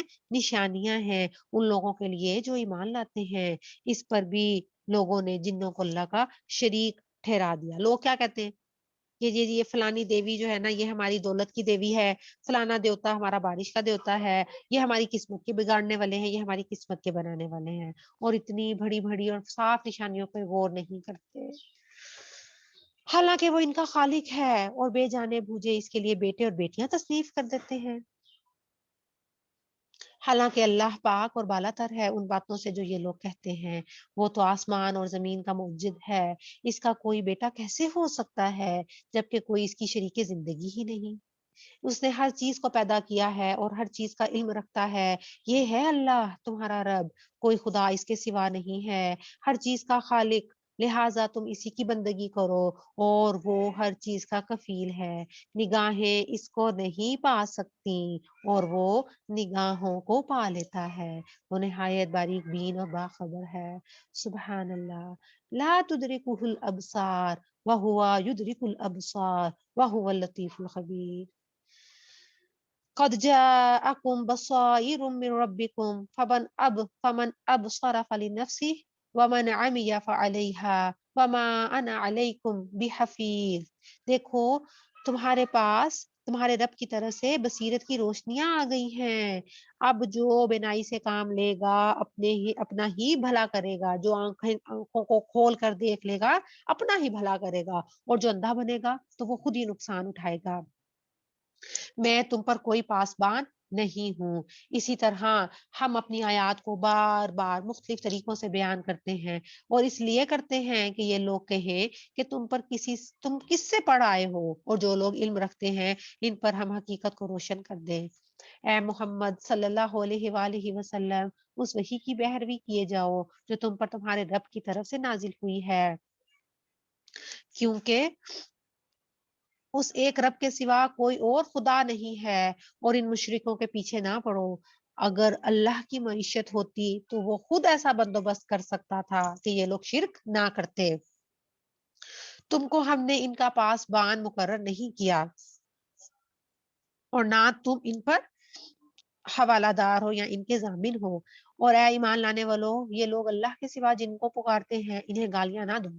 کیوں کہ کہیں ایسا نہ ہو کہ یہ شرک کرنے والے مزید آگے جہالت میں بڑھ جائیں اور پھر کیا کہ جواباً تمہارے رب کو، تمہارے اللہ کو گالیاں دینا. اعوذ باللہ. ہم نے تو اس طرح ہر گروہ کے لیے اس کے عمل کو خوشنما بنا دیا ہے، پھر انہیں اپنے ہی رب کی طرف پلٹ کر آنا ہے. اس وقت وہ انہیں بتا دے گا کہ وہ کیا کرتے رہے ہیں. یہ لوگ بڑی بڑی قسمیں کھا کر کہتے ہیں کہ اگر کوئی نشانی ہمارے سامنے آ جائے تو ہم اس پر کیا کر لیں گے؟ ایمان لے آئیں گے. اے محمد صلی اللہ علیہ وآلہ وسلم سے کہو کہ نشانیاں تو اللہ کے پاس ہیں، اور تمہیں کیسے سمجھایا جائے کہ اگر نشانیاں آ بھی جائیں تو یہ ایمان لانے والے نہیں ہیں. اسی طرح ان کے دلوں کو اور ان کی نگاہوں کو پھیر رہے ہیں، جس طرح یہ پہلی مرتبہ اس پر ایمان نہیں لائے تھے. ہم انہیں ان کی سرکشی ہی میں بھٹکنے کے لیے چھوڑ دیتے ہیں. وَنُقَلِّبُ أَفْئِدَتَهُمْ وَأَبْصَارَهُمْ كَمَا لَمْ يُؤْمِنُوا بِهِ أَوَّلَ مَرَّةٍ وَنَذَرُهُمْ فِي طُغْيَانِهِمْ يَعْمَهُونَ. اللہ تعالیٰ کیا فرما رہے ہیں کہ ہم نے ان کے دلوں کو اور ان کی نگاہوں کو پھیر رہے ہیں، جس طرح یہ پہلی مرتبہ اس پر ایمان نہیں لائے تھے، ہم انہیں ان کی سرکشی میں ایسے ہی بھٹکنے کے لیے چھوڑ دیتے ہیں. وآخر دعوانا ان الحمد للہ رب العالمین. تھوڑا سا ٹائم ہے، میں چاہ رہی میں تھوڑا سا سمرائز کر دوں اس پارا کو انشاءاللہ تعالی. تو اس پارا میں یہ ہے کہ جو مفہوم میں تھوڑا تھوڑا بس بتانا چاہوں گی کہ اس پارا میں حلال اور حرام جو ہے نا اس کا بتایا گیا کہ حلال اور حرام اللہ تعالیٰ کی طرف سے ہے. پھر ہمیں اپنی قسموں کے بارے میں بہت دھیان رکھنا ہے کہ ہماری قسم کہ ہم جو اگر بلا ارادہ بھی جو ہمارے منہ سے فرض کرے تکیہ کلام کے طور پہ بھی نکلتا ہے تو ہم نے اس کو بھی کنٹرول کرنا ہے. پھر فرمایا گیا ہے کہ جو شراب اور جوا اور یہ سب شیطانی کام ہے تو اس کی حرمت کے بارے میں حکم آیا. پھر ہے کہ جو دائی ہے اس کا مقصد کیا ہے؟ پیغام دینا. ٹھیک ہے تو پیغام دینا ہے انشاءاللہ تعالی हमने. پھر اللہ تعالیٰ کے بارے میں پھر اللہ تعالیٰ نے یہ بھی ہمیں اس میں بتایا کہ اللہ تعالیٰ مومنوں کو آزماتا ہے. ایمان آ جانے کے بعد آزمائش لازمی چیز ہے. اور اللہ تعالیٰ کس طرح سے آزماتا ہے, جیسے حالت احرام میں شکار کے ذریعے سے اللہ تعالیٰ نے آزماتے ہیں, مطلب ان چیزوں سے جو اللہ تعالیٰ نے منع کر دی, اللہ تعالیٰ ان چیزوں کے ذریعے سے مومن بندے کو آزماتے ہیں. پھر اس پارا میں خبیث اور طیب کا کمپیریزن بہت اچھے انداز میں کیا گیا. پھر ہمیں منع کیا جا رہا ہے کہ بیجا سوالات اور بہت زیادہ سوالات سے منع فرمایا گیا ہے ہمیں. اور پھر مرتے وقت بھی دھیان کے وصیت کا قانون اور شہادت اکٹھی کس طرح سے کرنی ہے. پھر قیامت کے دن جو رسولوں سے سوال کیا جائے گا کہ اس دن رسول بھی اور امتیں بھی جواب دیں گی, اور ایک ایک رسول اپنا اپنا بھی جواب دیں گے اور اکٹھا بھی. پھر عیسیٰ علیہ السلام کو جو انعامات دیے گئے ان کا ذکر کیا گیا. پھر انسان کی نیچر کے مزید مطالبات, کہ انسان کی کیا نیچر ہے نا, کہ مطلب تھوڑے پر نہیں مزید مانگتا ہے, جیسے کہ اور چیزیں اللہ تعالیٰ کی طرف سے یہ بھی آ جائے ہمارے لیے, یہ بھی آ جائے, ٹھیک ہے. اور پھر یہ ہے کہ نفع اور نقصان دینے والی ذات اللہ کی ہے, اور وہی دور کرنے والا ہے. نفع بھی وہ اسی کی طرف سے آتا ہے اور نقصان بھی اسی کی طرف سے ہوتا ہے. پھر فرمایا گیا کہ جو لوگ ظالم ہیں, جو جھوٹ بولتے ہیں, بہتان لگاتے ہیں, وہ کبھی فلاح نہیں ان کو نصیب ہوگی. حق کو مانتے نہیں جو. پھر دنیا کی حقیقت بتائی گئی کہ دنیا کیا ہے, کھیل اور تماشا. پھر بتایا گیا کہ اللہ کی مدد کب ملتی ہے, صبر کرنے پر. جو ظالم ظلم کرتے ہیں ان کی اذیتوں پر صبر کرنے سے ملتی ہے. پھر بتایا گیا کہ جن لوگوں کے کان بند ہیں, جو لوگ حق کو نہیں جانتے, جن کے دلوں پہ مہریں لگ چکی ہیں, وہ لوگ غور و فکر نہیں کرتے, وہ لوگ کون ہے, تاریکیوں میں ہیں. پھر اللہ تعالیٰ فرما رہے ہیں بار بار کہ اللہ کی طرف سے یہ مہلت ہے, یہ زندگی کہ پلٹ آؤ. اور اللہ تعالیٰ جو ہے پھر وہ پلٹنے کے لیے اللہ تعالیٰ کے مختلف طریقے ہیں, آزمائش میں ڈالتے ہیں بعض دفعہ. پھر اگر نہیں مانتے تو اللہ تعالیٰ ڈھیلا چھوڑ دیتے ہیں, اور پھر ایک دم گرفت آ جاتی ہے. پھر آیات پہ تنقید کرنے والے اور بلا وجہ کی بحث کرنے والوں کے ساتھ کیا معاملہ کرنا ہے وہ بتایا گیا کہ ان کے ساتھ بحث نہیں کرنی, ان کے پاس سے اٹھ جانا ہے. پھر ابراہیم علیہ السلام کا واقعہ سنایا گیا الحمدللہ, اور پھر قوم کیسے ساتھ چھوڑا لیکن اللہ نے ان کو کیسے انعام سے نوازا, اولاد دی, نیک صالح اولاد دی, اور آگے سے نسلیں بھی. پھر بتایا کہ ایمان لانے والے کیا کرتے ہیں, نماز کی پابندی کرتے ہیں اور آخرت کو مانتے ہیں. اللہ تعالیٰ سے اس دعا کے ساتھ کرتے ہیں کہ اللہ تعالیٰ ہمیں واقع ہی حق جو ہے وہ ہمارے سامنے اس طرح سے آئے کہ ہم واقعی اس حق کو حق ماننے اور اس کو سمجھیں اور اس پر عمل کرنے والے ہوں. اور جو چیزیں اللہ تعالیٰ آپ نہیں چاہتے, یا جو چیزیں آپ کو پسند نہیں ہیں, اللہ اس کو ہمارے دل سے پھیر دے اور ہمیں ہدایت والے لوگوں میں شامل فرمانا. آمین ثم آمین. اس آیت سے, اس پارا سے ریلیٹڈ جو دعا ہے انشاءاللہ تعالیٰ وہ کر لیتے ہیں. اور حلال اور حرام کی کیونکہ اس میں بات کی گئی, طیب اور پاکیزہ کی, تو اسی سے ریلیٹڈ دعا ہے, بہت پیاری دعا ہے. میں ایک دفعہ پڑھتی ہوں. اللہم اکفنی بحلالک عن حرامک واغننی بفضلک عمن سواک. اے اللہ میری کفایت کر اپنے حلال کے ساتھ اور اپنے حرام سے بچا, اور مجھے اپنے فضل سے اپنے سوا ہر کسی سے بے نیاز کر دے.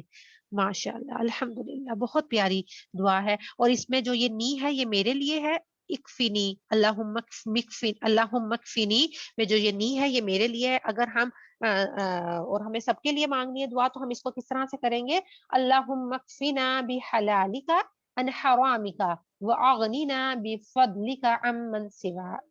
کہ اللہ ہماری کفایت کر اپنے حلال کے ساتھ اور ہمیں اپنے حرام سے بچا, اور ہمیں اپنے فضل سے اپنے سوا ہر کسی سے بے نیاز کر دے. میں چاہوں گی اگر آپ میں سے بھی کوئی پارٹیسپیٹ کرنا چاہے اور اس دعا کو کرنا چاہے تو پلیز.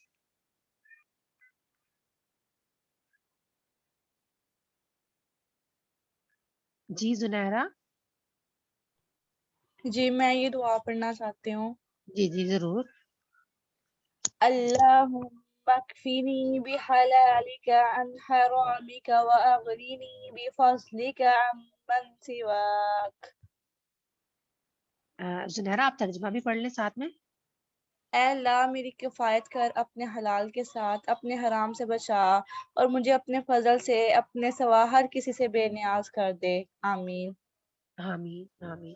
ناہید آپ پڑھنا چاہیں گی؟ جی السلام علیکم. وعلیکم السلام ورحمۃ اللہ. جی اللہم اکفنی بحلالک عن حرامک واغننی بفضلک عن من سواک. اے اللہ میں تیری کفایت اے اللہ میں کفایت اے اللہ میری کفایت کر اپنے حلال کے ساتھ اپنے حرام سے بچا اور مجھے اپنے فضل سے اپنے سوا ہر کسی سے بے نیاز کر دے. آمین. آمین آمین. ماشاء اللہ. تھوڑے سے پوائنٹ لینا چاہوں گی آپ لوگوں کے، کچھ شیئر کرنا چاہے اپنے.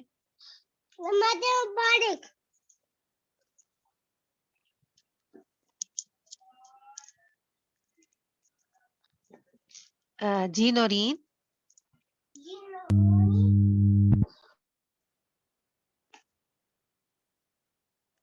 جی نورین. جی السلام علیکم ورحمۃ اللہ وبرکاتہ. وعلیکم السلام ورحمۃ اللہ. جی ہنا جی میں کچھ پوائنٹ میں نوٹ کیے ہیں، تو آپ نے تو جی جی خلاصہ کر دیا ہے ماشاء اللہ سے پورے پارے کا، لیکن پھر میں ریپیٹ کرنا چاہوں گی کہ حلال اور حرام کی جو حدود اللہ تعالیٰ نے مقرر کی ہیں ہمیں اس کا خیال رکھنا ہے، اور پھر جان بوجھ کر اس میں کھانے والے کو اللہ تعالیٰ ضرور پکڑیں گے، ان سے گریز کرنا ہے. اور پھر جیسا کہ ہم نے دیکھا کہ شکار کرنا حالت احرام میں منع ہے، اور پھر پاک اور ناپاک میں کبھی برابری نہیں ہو سکتی. ہمیں اس کا خیال رکھنا ہے، اور اللہ تعالیٰ ہمیں سچوں میں شامل کر دے اور ہماری سچائی ہمیں نفع دے روز قیامت. اور اس سے جو مجھے پوائنٹ کلک کیا وہ تھا کہ بندہ سختی آتی ہے تو آج ہی اختیار کرتا ہے.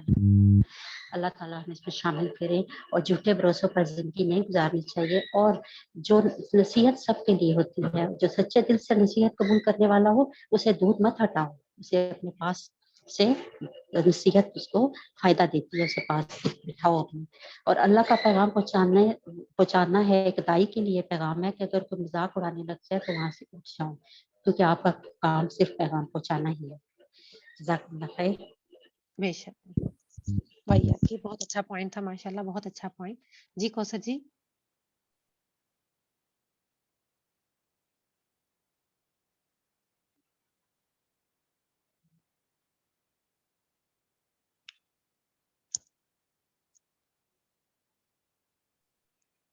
السلام علیکم ورحمۃ اللہ وبرکاتہ. ہیلو، آواز آ رہی ہے میری؟ وعلیکم السلام. ہاں جی وعلیکم السلام ورحمۃ اللہ. جی جی. میں آج کے پارے سے جو میں نے اپنے لیے نصیحت اخذ کی ہے وہ دو تین نصیحتیں وہ شیئر کرنا چاہوں گی. ایک تو یہ کہ اس جز میں اللہ تعالیٰ نے 2 جگہ یا 3 جگہ فرمایا کہ زندہ اور مردہ برابر نہیں ہو سکتے، ناپاک اور پاک برابر نہیں ہو سکتے. یہ ڈفرینشیشن اللہ ہمیں کیوں بار بار بتا رہا ہے؟ تاکہ ہم ڈفرینشیٹ کرنا سیکھیں. ہم کیا کرتے ہیں، ہم چیزوں کو مرج کر جاتے ہیں نا، ایک دوسرے میں ملا دیتے ہیں، اور یہی جو ہے نا یہ فتنوں کا باعث بنتا ہے. تو جو اللہ نے ہم سے کہہ دیا ناپاک اور پاک برابر نہیں ہو سکتے، تو ہمارا کیا کام ہے کہ ہم ناپاک ہیں، ناپاک جو چیزیں ہیں، ناپاک جو لوگ ہیں، ناپاک جو راستے ہیں، ان کی طرف ہم دیکھیں کیوں، ہم جائیں کیوں. تو اللہ سے ہمیں دعا کرنی چاہیے کہ اللہ ہم کو یہ ڈفرینسیشن سکھا دے کہ اتنے فتنے کا دور ہے کہ ڈفرینشیٹ اگر ہم نہیں کر پائیں گے تو سیدھا اٹیک ہمارے ایمان پر ہے. اور اس ضمن میں یہ جو آج آپ نے دعا سکھائی اللہم اکفنی بحلالک عن حرامک، یہ بھی بہت کارآمد ہوتی ہے. سیکنڈ ایک دعا ہے اللہم انی اعوذ بک من شر سمعی ومن شر بصری ومن شر لسانی ومن شر قلبی ومن شر منی. ایک تو یہ پوائنٹ تھا. سیکنڈ یہ تھا کہ زندہ کو اللہ مردہ سے اور مردہ کو زندہ سے نکالتا ہے. اس میں ہمارے لیے کیا سبق ہے؟ اس میں ہمارے لیے یہ سبق ہے کہ تنگ سے تنگ حالات زندگی جو کبھی کبھار ہمارے لیے موت کے برابر ہوتی ہے نا، تو اس موت والی زندگی سے اللہ زندگی کو نکال سکتا ہے. ہم اس پر یقین رکھیں، اس میں ہمارا اللہ پہ توکل ہو. ہم کبھی بھی حالات سے گھبرائیں نہیں، کیونکہ دیکھیں جو اللہ کے راستے پہ چلتا ہے نا، یہ ہو نہیں سکتا کہ اس پر آزمائشوں کے پہاڑ ٹوٹے نا. تو یہ آیتیں بار بار بظاہر تو لگتا ہے بہت ہی سمپل سی آیتیں ہیں، لیکن اس کے پیچھے ایک جو ہے نا سمندر ہے، ایک پورا خزانہ ہے اس کے پیچھے، اس پر ہمیں دیکھنے کی ضرورت ہے. تیسری یہ چیز جو آخری آیت جو آپ نے پڑھی کہ اگر ایمان نہ لائے تو ہم ان کے دل الٹ دیں گے، تو کتنی خطرناک بات ہے کہ اللہ تعالیٰ ہمارے دلوں کو الٹنے سے بچائے. اور اس ضمن میں نے کل ہی ایک لیکچر سنا تھا، اس میں انہوں نے یہ فرمایا تھا کہ سلف جو ہے نا وہ 3 دعاؤں کو کبھی نہیں چھوڑتے تھے. وہ 3 دعائیں میں شیئر کرنا چاہوں گی. ایک تو یہ ہے یا مقلب القلوب ثبت قلبی علی دینک، دوسری یہ ہے اللہم انی اسألک حسن الخاتمہ، اور تیسری اللہم انی اسألک توبۃ نصوحا. بس یہ پوائنٹس تھے میرے. جزاکم اللہ خیرن کثیر. آپ کو سر جی ماشاء اللہ بہت اچھا بہت اچھا بہت اچھا لگا سن کے ماشاء اللہ. جی کوئی اور شیئر کرنا چاہے گا؟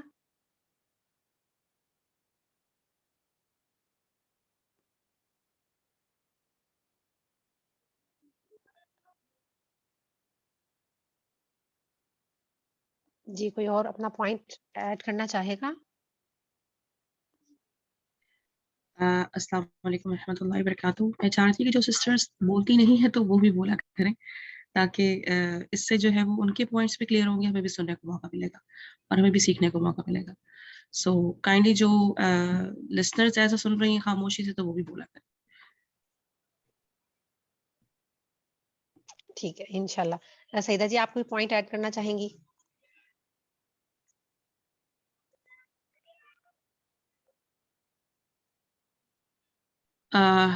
جی السلام علیکم ورحمۃ اللہ. ہے نا، پہلے تو سب سے پہلے جزاکم اللہ خیرن کثیرا کہ اتنا خوبصورت انداز اور بہت ہی خوبصورت طریقے سے پورے پارے کو سمرائز کیا. الحمدللہ جزاکم اللہ خیرن کثیرا. آیت ویسے تو پارا الحمدللہ تمام پوائنٹس ہی سب نے شیئر کر دیا الحمدللہ، لیکن آیت 105 تھی، اس میں اللہ سبحانہ و تعالیٰ فرما رہے تھے کہ تم دوسروں کی فکر نہیں کرو، اپنی فکر کرو. دوسرا چاہے کچھ بھی کرے تمہیں اس کو نہیں دیکھنا، کیونکہ سب کو تو میری طرف لوٹ کے آنا ہے. تو چاہے جو برا کرنے والا ہوگا چاہے جو اچھا کرنے والا ہوگا. مطلب میں سوچ رہی تھی کہ ہم اگر کوئی برا کرتا ہے تو یا نہیں بھی کرتا تو ہم اتنی جلدی ججمنٹل ہو جاتے ہیں اور فوراً سے کامنٹ پاس کرنا شروع کر دیتے ہیں. تو ہمیں ایسے جو ہے وہ چیزوں سے بالکل پرہیز کرنا چاہیے، کیونکہ اللہ سبحانہ و تعالیٰ یہاں کیا فرما رہے تھے کہ تم اپنی فکر کرو، دوسروں کی فکر نہیں کرو، سب کو میری طرف لوٹ کے آنا ہے. ہم نے یہ دیکھنا ہے کہ ہم اللہ سبحانہ و تعالیٰ کے سامنے جب کھڑے ہوں گے تو کیسے کھڑے ہوں گے اور کس حال میں کھڑے ہوں گے. ہمارا اعمال نامہ ہمارے پاس ہوگا، ہم کسی اور کس اعمال نامے کا کے ذمہ دار نہیں ہوں گے. ہر کوئی اپنی ذمہ داری لے کے کھڑا ہوگا. سو بہت ضروری ہے کہ ہم اپنا محاسبہ خود کریں. میرے لیے بہت اچھا ایک ریمائنڈر تھا یہاں پہ الحمدللہ کہ میں نے اپنا محاسبہ خود کرنا ہے اور اپنے لیے ریمائنڈر خود دینا ہے انشاءاللہ تعالی. انشاءاللہ جزاکم اللہ خیر کثیرا. اس کے ساتھ ہی پھر وائنڈ اپ کرتے ہیں انشاءاللہ تعالی. اور 2 جگہوں پہ جو ہے وہ شاید میری اعراب کی غلطی ہو گئی سورہ المائدہ میں اور سورہ الانعام میں 97 اور 19 آیاتوں میں. تو اللہ تعالیٰ سے دعا ہے کہ اللہ تعالیٰ اس معاف فرمائے. اور جزاکم اللہ خیرن کثیرا ان سسٹرز کا جنہوں نے اس کو مینشن کیا مجھے الحمدللہ. اختتام مجلس کی دعا پڑھ لیتے ہیں اس دعا اور اس امید کے ساتھ کہ انشاءاللہ تعالیٰ اللہ تعالیٰ ہمیں یہ توفیق اور استطاعت دیں گے انشاءاللہ تعالیٰ کہ ہمارا یہ جو مہینہ ہے، یہ جو اللہ تعالیٰ نے ہمیں داخل کیا اس مہینے میں، یہ ہماری زندگی کا لائف چینجنگ رمضان ہوگا انشاءاللہ. چلیے جی دعا پڑھ لیتے ہیں. آپ سب کا بہت زیادہ شکریہ آنے کا. اللہ تعالیٰ آپ کا یہاں آنا قبول فرمائے اور اللہ تعالیٰ آپ کا یہ جو وقت جو آپ یہاں پہ اس وقت لگا رہے ہیں، اللہ تعالیٰ اس کو سنہری حروف میں گولڈن ورڈز میں لکھ لیں انشاءاللہ تعالیٰ. سبحانك اللهم وبحمدك أشهد أن لا إله إلا أنت نستغفرك ونتوب إليك. آمين يا رب العالمين. السلام عليكم ورحمة الله وبركاته. وعلیکم السلام ورحمۃ اللہ وبرکاتہ. جزاکم اللہ خیرا کثیرا جمیعا.